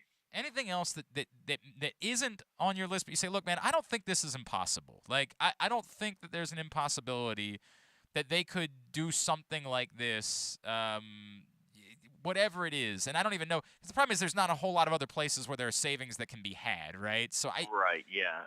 Yeah, I don't think so. I mean, there's, I guess one would be, well, I guess two. We'll do two. How they feel, and this is injury related, but how they feel the recovery for Nick Boyle is going to come. Okay.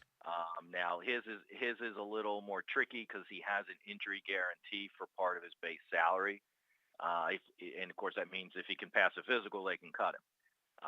And then get basically $3 million in savings. So he's got a $7 million cap number. If he's injured, he can't pass a physical at this point. They can't cut him, and that $3 million injury guarantee stays in place. And he's $7 million on the cap or $7 million off. So they would save $2 million in cash. And sometimes you got to consider the cash part of it too. But that's not a lot. So I don't think him so much, but Derek Wolfe would be one. Obviously was hurt all last year. He has no guaranteed money left. It's only a $200,000 savings if they cut him. So obviously it's not a move for cap dollars, but his $2 million salary, it's cash. And if they don't feel like he's going to come back and give them $2 million worth, then obviously, 2 years ago he was well worth $2 million. But this past year with, he's coming back, not coming back, coming back, not coming back, so I think it's that's one place. It's minor, obviously. And that's not really a cap move. It's just, he's not worth that money. Obviously Tavon Young's been talked about a lot. That's another place where there's, pretty substantial cap savings. And he's being paid pretty handsomely as far as almost $6 million salary. So are they willing to bet that $6 million on him staying healthy all year? Right. Because obviously his track record is not so good. And mitigated, of course, by the fact that he played fairly well a year ago, yeah, right? Absolutely. Like, he was helpful. Maybe not the number he was being paid, but he was helpful. Right. It's the cornerback position in the NFL, and it's difficult to get rid of a helpful hand when you're talking about that type of Now, position. is he a guy they could go to and say, hey, let's take, we'll give you a pay cut, we'll add some incentives so you can earn it back, but we can reduce that cap number. I mean, that's certainly a guy that there's a possibility there for as well. But yeah, otherwise there's really not. I mean, it's really, in most of these, it's really a question of performance. Yep. Are they worth the cash, to be honest with you? Yep. Versus any kind of real cap savings. Brian McFarland, of course, at Raven Salary Cap on Twitter is how you follow him. You see all of his stuff at RussellStreetReport.com. Brian, is there anything else I can plug for you, my friends? No. It's going to be until signing start and cut start. It's a little bit of a dead period. Yeah, that's why we all freak out about eyeball emojis. I went on a rant earlier. By the way, what do you make of the Zadarius Smith thing? Like, if he becomes available, I think there's still probably a market for him. I mean, I get that he only played a game last year, but I think there's a market for him. If there is, my gut would tell me that probably isn't the route for the Ravens, is to be spending real money on Zadarius Smith at this point. Yeah, I tend to agree with that. If there's a market, I mean, this isn't Pernell McPhee coming back right kind of scenario. I mean, McPhee had come off a bunch of years of injury and declining performance. This is Zadarius is not that situation. So. Yeah, I mean, if and I don't, if obviously the question of his injury and the future, things like that. If it's going to be something that lingers and he's lost explosiveness, I honestly I can't even remember what his injury was. It's so funny you say that because I can't either off the top of my head. I'll tell you in 1 second. But yeah, I just look again. If we get to the point where there's no market for him, sure, I'll have a conversation about much of anybody at that point. But absolutely. If there's a real market for him, I don't know. I just don't know if that's going to end up being the case. Because we get into the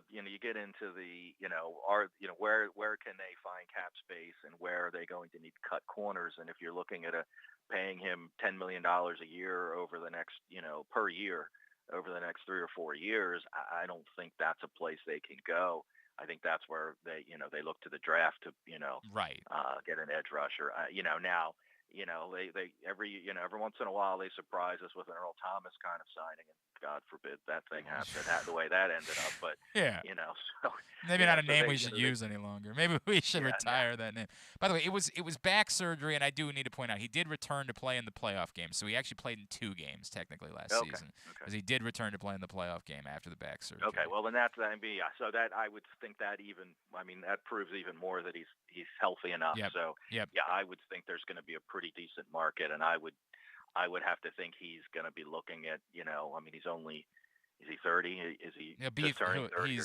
He'll be 30 in September. Yeah. Okay, so he'll be 30 next year. So I got to think he's looking at a $10 million a year contract or somewhere in that range. And as much as I'd like to have him back, I don't see that. I tend to agree. Playing here very well. Tend to agree. Brian, always insightful, man. Really greatly appreciate you taking the time for us as always, dude. Let's do it again as we get further into free agency, man. Thank you so much. Sounds good. Sure. Thanks for having me on. Appreciate it. Brian McFarland, Raven Salary Cap on Twitter. Incredible insight about that side of what's going on with the Baltimore Ravens. And so, yeah, I mean, I get it. There's $2 million you can save with Sam Cook. I see why that's appealing. Unless I know I've got that kid that's punting the ball 90 yards out in San Diego, I'm not. I get it. By Sam Cook standards, it was kind of a down year. We still saw in moments exactly what Sam Cook is capable of doing, and so I'm not in a rush to move on from Sam Cook. John from Little Rock on YouTube says, Rodgers is whack now, or maybe has always been this way due to something. Some people need to back off the social media from time to time. I would agree that we all kind of need to maybe back off social media a little bit. I would agree with that. And, yes, I would also agree that Rodgers has become kind of a whack. It's just still, by every standard, everything about this is weird. And it's a different kind of weird than eyeball emojis, right? Eyeball emojis in general, I don't blame Darius Smith. He put some eyeball emojis out there. It's not his fault that everybody's running around with them. This is a different type of weird. This is, to Cass's point, this is old white guy weird. This is, dude that's listening to a Dashboard Confessional song, sitting around on a Monday night, feeling away and thinking that you need to share it with the world, and it just doesn't. Every level of it. If I'm one of the people that's involved, I'm like, dude, this is weird, man. Y'all. The first thing I would text back is, "Are you okay?" That would be my. If I knew Aaron Rodgers, the first thing I would be texting back after I see that post is, "Are you all right?" You got somebody in your life that's a vague booker. You got somebody in your life that posts things where you're at first you went through the "Are you okay?" phase, but you got so sick of it because they just kept doing it that you eventually said, I got to tap out, man. Whatever's. Just the people that will post on social media going through a really tough time right now. I would, please respect my privacy. Then don't post anything. Right, and I that's weird. That's weird, right? I'm talking about the people that constantly just say very vague things, that do it every couple of weeks, where they put something vague out there, times are tough, or they just put something out that's very vague constantly. I've got. In our group of friends, we have somebody that's this person in our group. And when they first started doing it, you're very concerned, right? You're like, dude, what's going on, man? Do you want to talk about it? We love you, it's the type of deal. But at some point, it's no, everything's okay. He doesn't want to talk about it. And at some point after the 5th one, you just can't go back to the well any longer. Then you feel bad, right? Because if somebody's really going through something, you want to help them, right? You don't want them to be dealing with depression and you're not there for them. But you can only ask so many times. I have relatives like that. Yeah, it becomes too much. Even that, in some way, is less weird than this.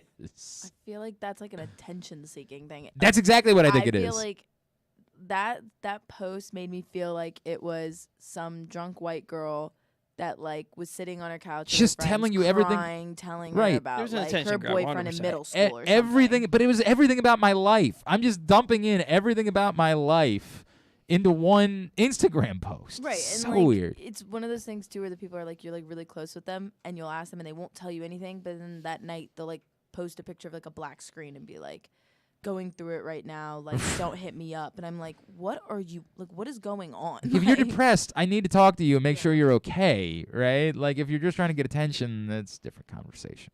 And it's awkward because you don't ever want it. You hate the thought of somebody I don't want to be dark, but someone committing suicide and you weren't there for them. Like, you want to be there, but there's a line where, like, if we keep doing this, we keep playing this game, I don't know how many times I can keep coming it's like back. The boy who cried wolf, like you Right. don't know how to take seriously at that point.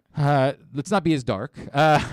John also followed up. I'm all for the draft lottery.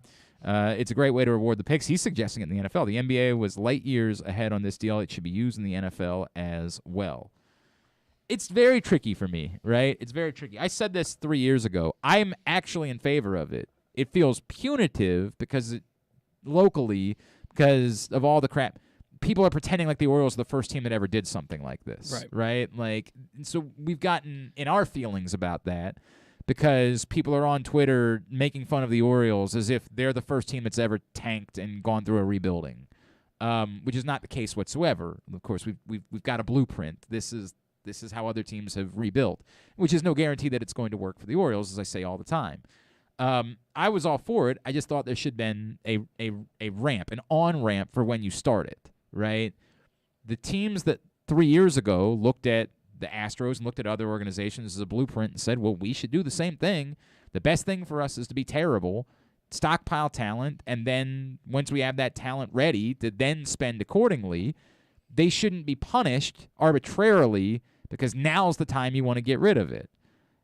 I would still argue, whatever this looks like, whatever they agree to, they should give maybe a 3-year on-ramp. Hey, for the next 3 years, we'll still do worst team gets the number 1 pick. But 3 years from now, understand, get it all out of your system because we're not doing that any longer.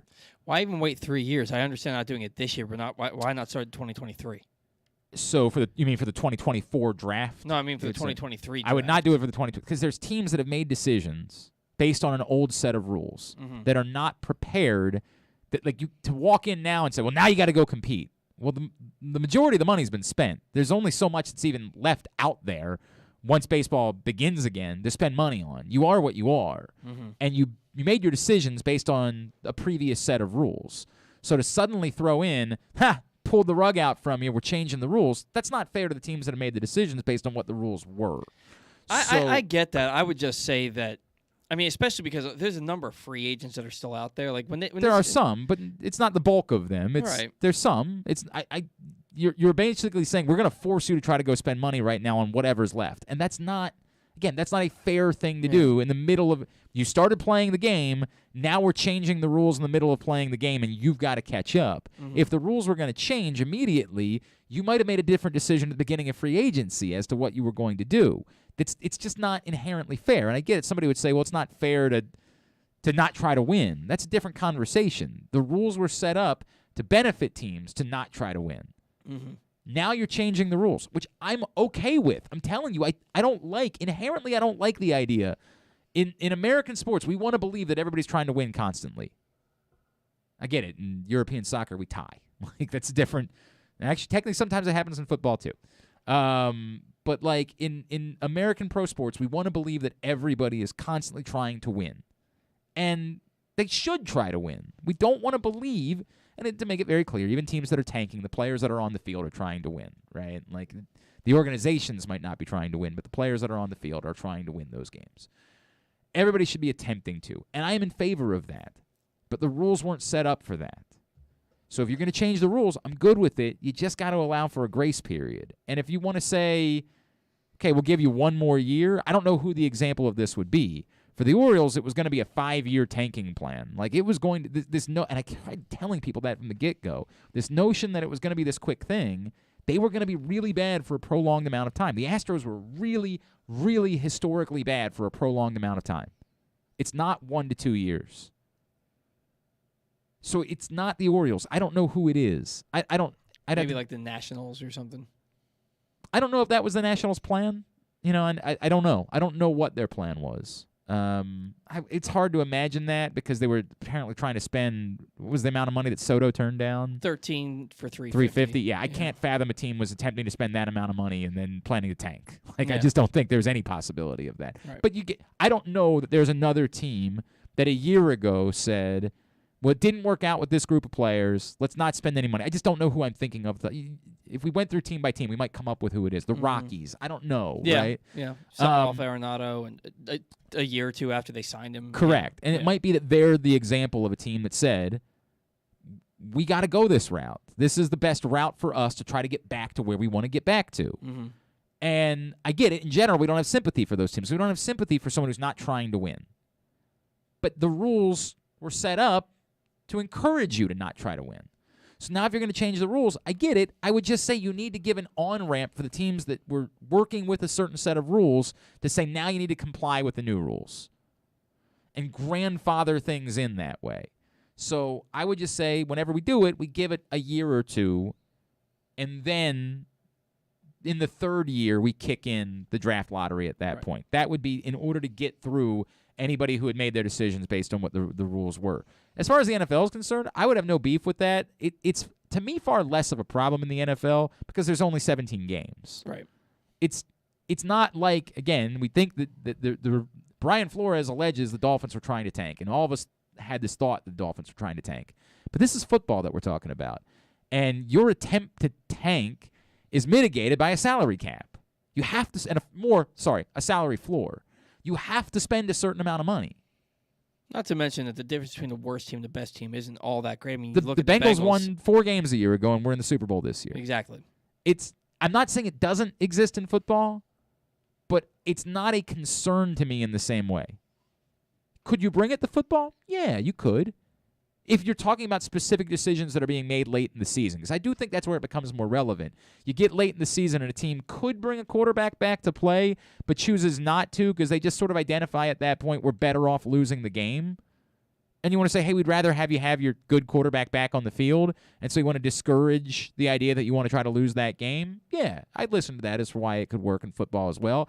It's just not the tanking thing is harder to do on the whole in football than it is in other sports, and I'm not as concerned about it. So it's not the end of the world to me if they go that route or not. All right, when we come back in, Cass's top 5. Then Tidbit Tubular. We'll get to all that as we wind down a Tuesday edition of Glenn Clark Radio. Sports fans, the wait is over. The all-new FanDuel Sportsbook is now open at Live Casino and Hotel in Hanover, Maryland. This is your chance to win big right in your own backyard. Bet on every sport with self-service kiosks and watch all of the action from the best seat in the house. Make every moment more at the all-new FanDuel Sportsbook at Live Casino and Hotel in Hanover. Please play responsibly. Gambling problem? Please call 1-800-GAMBLER or visit mdgamblinghelp.org. That first sip. That first bite. Start your day off right with a delicious breakfast at Royal Farms. Choose from a fantastic selection of fresh Royal Farms breakfast sandwiches and top it off with a rich hot cup of the freshest coffee in the world. At Royal Farms, breakfast is available day and night. It's the freshest breakfast in the world. Real fresh, real fast. Royal Farms. After being virtual in 2021, the CIAA Men's and Women's Basketball Tournament is headed to Charm City this February 22nd through 26th. The CIAA is an event that has become a celebration of family, culture, and accomplishments that uplift and strengthen the African American community. See the excitement in person as some of the best college basketball in the country comes to Baltimore's Royal Farms Arena with the CIAA Men's and Women's Conference Tournament. Get your tickets now at CIAAtournament.org. That's CIAAtournament.org. The newest edition of Press Box is available now. On the cover, we celebrate the 20th anniversary of Maryland men's basketball's 2002 NCAA Tournament Championship, as Gary Williams reflects on how the program rose from the ashes of NCAA sanctions to the pinnacle of the sport, and why his perspective of the title run has changed now 2 decades later. Plus, Juan Dixon, Lonnie Baxter, and the rest of the team relive the moments that ultimately led them to cutting down the nets in Atlanta. Press Box is available for free at over 500 area locations, including 60 Royal Farms stores. And you can always find the entire edition, as well as the best daily coverage of the Orioles, Ravens, and Terps at PressBoxOnline.com. The Toyota Tacoma comes in a wide range of models and trim lines. You can choose the perfect Toyota to reflect your unique personality and driving habits. Check out buyatoyota.com for deals on new Tacomas from your local Toyota dealer today. If you miss anything, don't forget that you can find whole shows later on Spotify, Apple, or Amazon Podcasts. It's Glenn Clark Radio. Paul in Ovilando asks, we seem to finally be getting into the home stretch of this 3-month coaching vacancy ordeal at Maryland he's talking about. Do you think we'll be getting some rumblings soon, or will it be a bolt out of the blue like when the Ravens announced Kubiak as their offensive coordinator? I think it's totally possible it's going to be a bolt out of the blue. I mean, I really do, Paul. I mean, I say bolt out of the blue. I'd still be surprised if it wasn't one of the names that we've been talking about, but I don't think it's going to be the type of thing where a week ahead of time, like, we start getting a report that they're zeroing in on a certain guy. I think that as seasons come to a close, like whenever, whoever it's going to be, Kevin Willard, Ed Cooley, Andy Enfield, whoever it's going to be, as those seasons start coming to a close, I think it could happen very quickly, where within a couple of days of their season ending, they are suddenly the head coach at Maryland. I do think it's going to be a little bit different. I know a lot of people compare the Brian Kelly thing. As I said all along, you got to be dismissive. Brian Kelly was pretty certain that his season was over. As it turns out, there was a chance going into that final weekend that Notre Dame could have gotten into the playoff, which would have been a sham. But it was only because a number of things had to go a certain way, and they did, and they still fell short of the playoff. It was such a minuscule chance of them making the playoff that absolutely factored into Brian Kelly's thinking. If they were the number one team in the country at that point, I don't think there's any chance he bolts when he did for the LSU job. He might still have taken the LSU job, but I don't think he leaves when he did. I don't think anybody's walking away from a legitimate chance to win a national championship. Notre Dame didn't have a legitimate chance to win a national championship. In basketball, things are so much more open that if you're Andy Enfield, I don't think you're walking away. If you're Ed Cooley, I don't believe for a second that you're walking away before the season has come to a close, because the accomplishment of making, say, the Sweet 16 is more significant than the accomplishment of being in the Cotton Bowl or whatever effing bowl game you are in college football. So I just don't think it's going to play out in a similar way to that. All right, Cassidy's Top 5. Do it every Tuesday. Papa Cass has a list for this week. Cassidy's Top 5 is brought to you by Underdog Fantasy Football. Football is over, but still plenty of things to be done. Basketball, hockey. At some point, we're hoping momentum towards there being baseball again. All of those games, competitions can be... bet on is the wrong word because it's not actually betting, but it feels like you're betting because you can do player props and parlays and things along those lines. Plus, they have the traditional daily and weekly fantasy games available for you.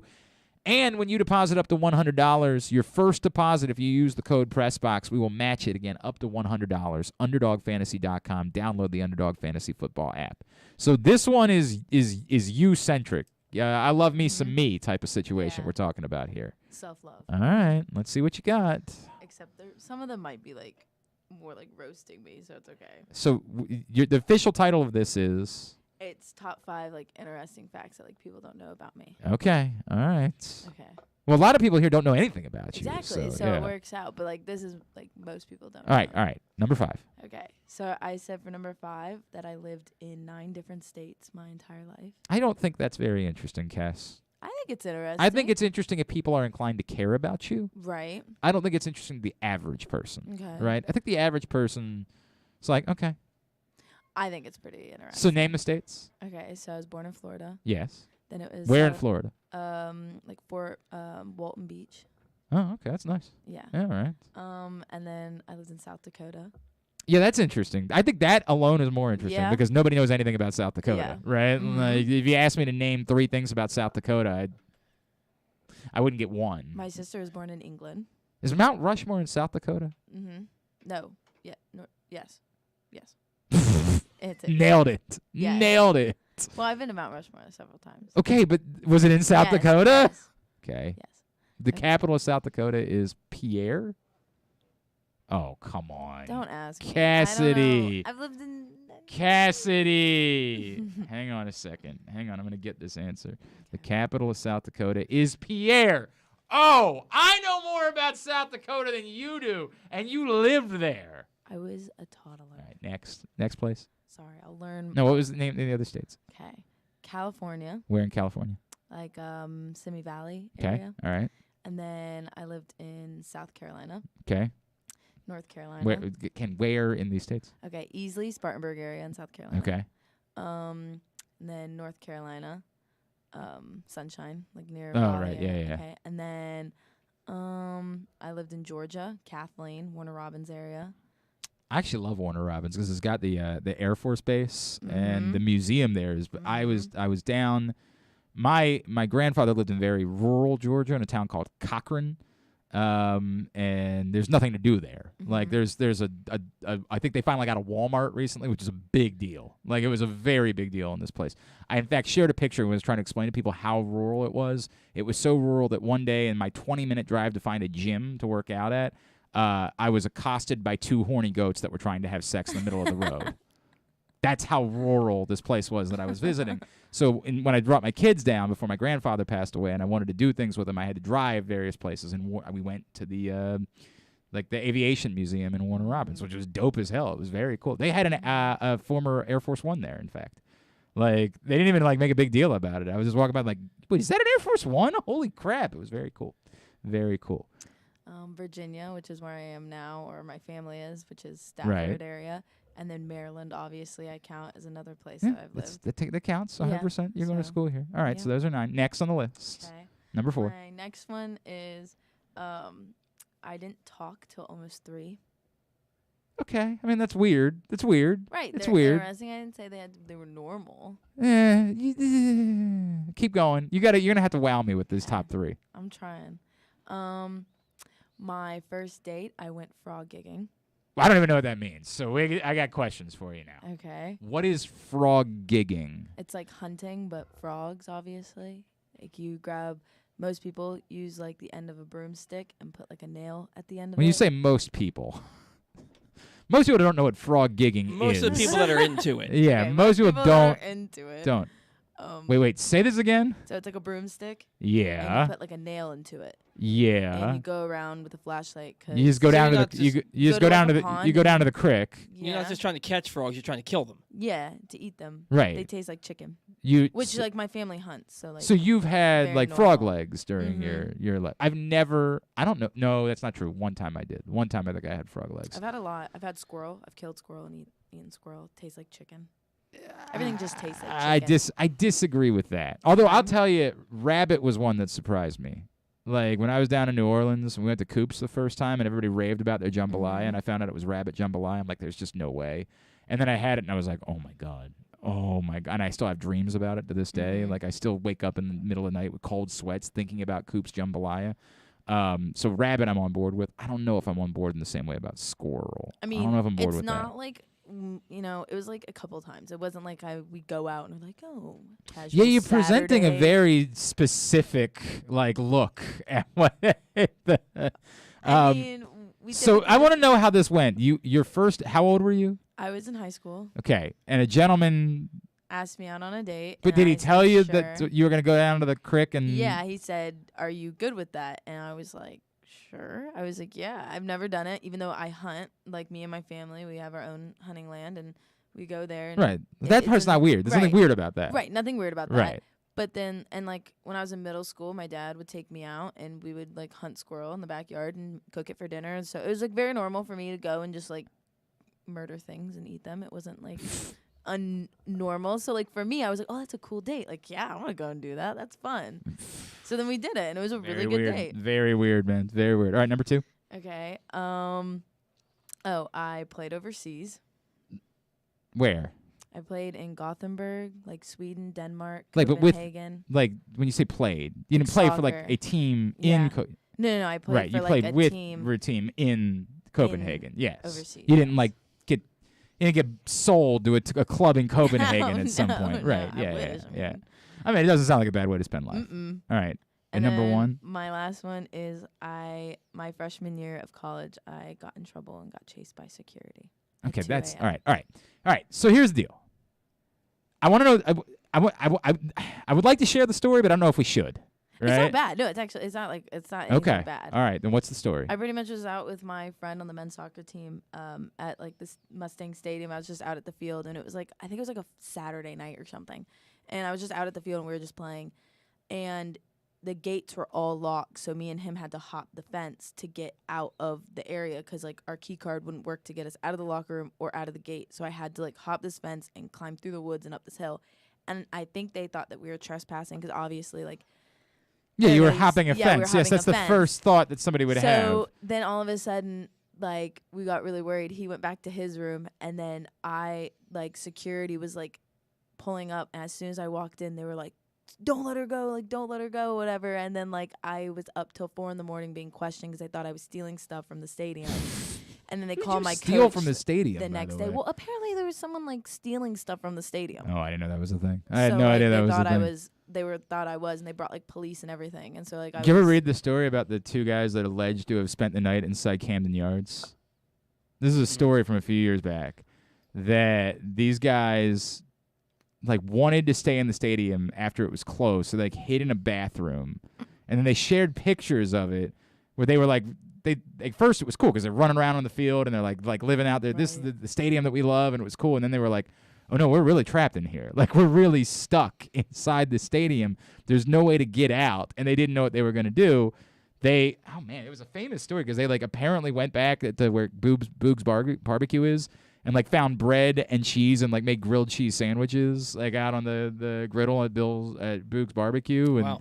like, just had themselves a night hanging out inside Camden Yards. That's the story. I got to find that story at some point. But that would be cool. Being stuck at Mustang Stadium, I don't think there would be much for you to do. No, Yeah, I don't think there would be a whole lot. And it was snowing, so it was just super cold. And we were just, like, wanted to go, and we had no way out. Like, it was actually really Yeah, it's not traumatizing. great. That's not we not were great. like, how are we going to get out? Did So you get in trouble? Like, really in trouble? Or was it more at like... first, and then they were like, because they really thought that they didn't believe that I was on the women's soccer team. So they were like, yeah, okay. And I'm like, why would I have a soccer bag, cleats, and a ball? Yeah, it seems like... And they're like, did you steal it? I'm like, no, I didn't steal anything. So then, like, they were questioning me in the lobby of my dorm room till 4 a.m. And then they ended up calling my coach and telling her that, like, and, like, asked, and she was like, yeah, that sounds like her. Like, that's probably her just playing soccer at night, like, nothing serious. But it was just, like, the hard part is it took us an hour to figure out how to get out of the place because, like, we didn't know where to go. So I ended up having to climb over this fence in the far distance and climb through the woods, which was terrible. Yeah, it seems like a lot of work for, like, a nothing. real lot of effort that had to be involved. Never did it again. Like, what do you mean? We never did it again? You never Like, stayed? never would do that again. All right, fair enough. Had no idea. This was okay. Mhm. This was okay. Mhm. The lists are best when we can generate more conversation out of them, Mhm. right? Like, that's why I think they're more broad. Like this was good. The stories were all right. Frog gigging is very interesting. I'm very interested in should frog try gigging, it. right? But it's the best list to me are the ones we can generate more conversation from and talk about and, like, debate and all those sort of things. Okay. So this is okay. This is okay. It'll be better. That's what I was asking for. There's a lot. Well done. Well done. There's still well more done. to come. Thank you, Cass. I appreciate it. All right, let's get a tidbit. Tidbit brought to you by Simply the Bets. Simply the Bets returns tomorrow morning, 11:30 a.m. Do it every Wednesday at 11:30. It's brought to you by the FanDuel Sportsbook at Live Casino and Hotel. Get you ready for betting for the week. Bruce Billick from the FanDuel Sportsbook will join us, as well as Aaron Oster from VEASAN tomorrow morning and every Wednesday morning at 11:30 for Simply the Bets. I guess I should just go ahead and say Live Casino Hotel, FanDuel Sportsbook, best place for you to bet, 51 self-service kiosks, the great food at Sports and Social. Every major event, you're going to want to be there. Live Casino and Hotel. All right, so at 21-7, Towson men's basketball is on the verge of the best season in team history. It's a far cry from the first season under Pat Scarry when the team finished the season 1-31, including a 1-15 conference record. The next season, Scarry led the Towson Tigers to a record of 18-13, an improvement of 17.5 games. It is considered to be the largest single-season turnaround in the history of NCAA Division I basketball. Ohio State improved. I have a list of 4 teams. We don't need to get into the 4 teams. Okay. Yep, I'm good with that. Towson is the only local D1 school with 4 players currently averaging double digits, and a 5th player is just on the outside looking in with 9.8. Who are those 5 players? Say that one more time. So they have 5 players in total Yep. that are aaveraaging 9.8 points per game or more. 4 of them are averaging 10 points per game. Who are the 5 players averaging that much? It's Thompson. Charles Thompson, yes, 10.6. It's Gibson. Gibson, yes, 10.1. It's Timberlake. Yes, at 14. And it's I want to say Terry is at like 9.8. I want to say he's just underneath. That's Terry Nolan Jr. Yeah. 9 You have one more at 13.8 points per game. And it's is it Rizzuto? No. The other one is why am I suddenly blanking on this? I know this answer. The other one is it's Holden. Yeah. Cam Holden. 13.8. 100%. All right, here's coming up totally tubular-wise. Tubular is brought to you by the CIAA tournament, which is underway today at Royal Farms Arena. 6 games today in the CIAA tournament at Royal Farms Arena. And then throughout the week, events not only the basketball, but events throughout the area, the convention center, step shows, just a huge cultural event. The CIAA tournament. Get your tickets right now, CIAAtournament.org, in order to get yours. As we mentioned, all those games are also available on ESPN Plus right now. The Claflin and the Virginia Union women are playing. Then at 2:20, the Winston-Salem State women and St. Augustine's. At 4:30, Shaw and Virginia State on the women's side. Then the men's games tonight at 6:40, Virginia State and Claflin and Elizabeth City State and Bowie State, the hosts of the tournament tonight at 8:50. Big Ten hoops tonight on ESPN. Michigan State, Iowa at 7. Big Ten Network for Nebraska and Northwestern at 8. All the rest of the college basketball, find it at glennclarkradio.com. ESPN Plus and Hulu for Islanders Kraken at 10. Champions League this afternoon on CBS. Chelsea and Lily at 3 o'clock. The USA Network for WWE NXT tonight at 8. Some non-sports highlights. Abbott Elementary at 9 o'clock tonight on ABC. Will Smith is going to be on Jimmy Kimmel Live at 11:35 on ABC. American Auto at 8. Grand Crew at 8:30 on NBC. And I'm sorry, the other ones I was talking about were ABC. And then Glenn's a huge NASCAR fan now of race. Bubba Wallace is a documentary on Netflix. If you say so. Look forward to that. All right, Cass, where can people find you on social media? Instagram, Cassidy_Elizabeth22, and then Twitter, CassidyButler5. Thanks today to Gary Williams. Thanks also to Patrick Stevens and to Brian McFarland. We'll get it all up in the greatest hits section of the Archives tab at glennclarkradio.com. Tomorrow, Drew Forrester will join us. Al Hutchinson from Visit Baltimore, the president CEO of Visit Baltimore, is going to check in with us. Simply the Bets, Stuff and Things on tomorrow's program. Thanks to everybody at PressBox, all of our great sponsors and partners, Glory Days Grill, Royal Farms, the CIAA Tournament, Grade 8's Memorabilia, Live Casino and Hotel, Underdog Fantasy Football, Blue Line Canine, your local Toyota dealer, buyatoyota.com. Thanks to Paul. Follow him on Twitter at Paul Valley III. Follow us on Twitter and Instagram at Glenn Clark Radio. Have a great Tuesday evening. Go whoever. Duke sucks. Ohio State sucks.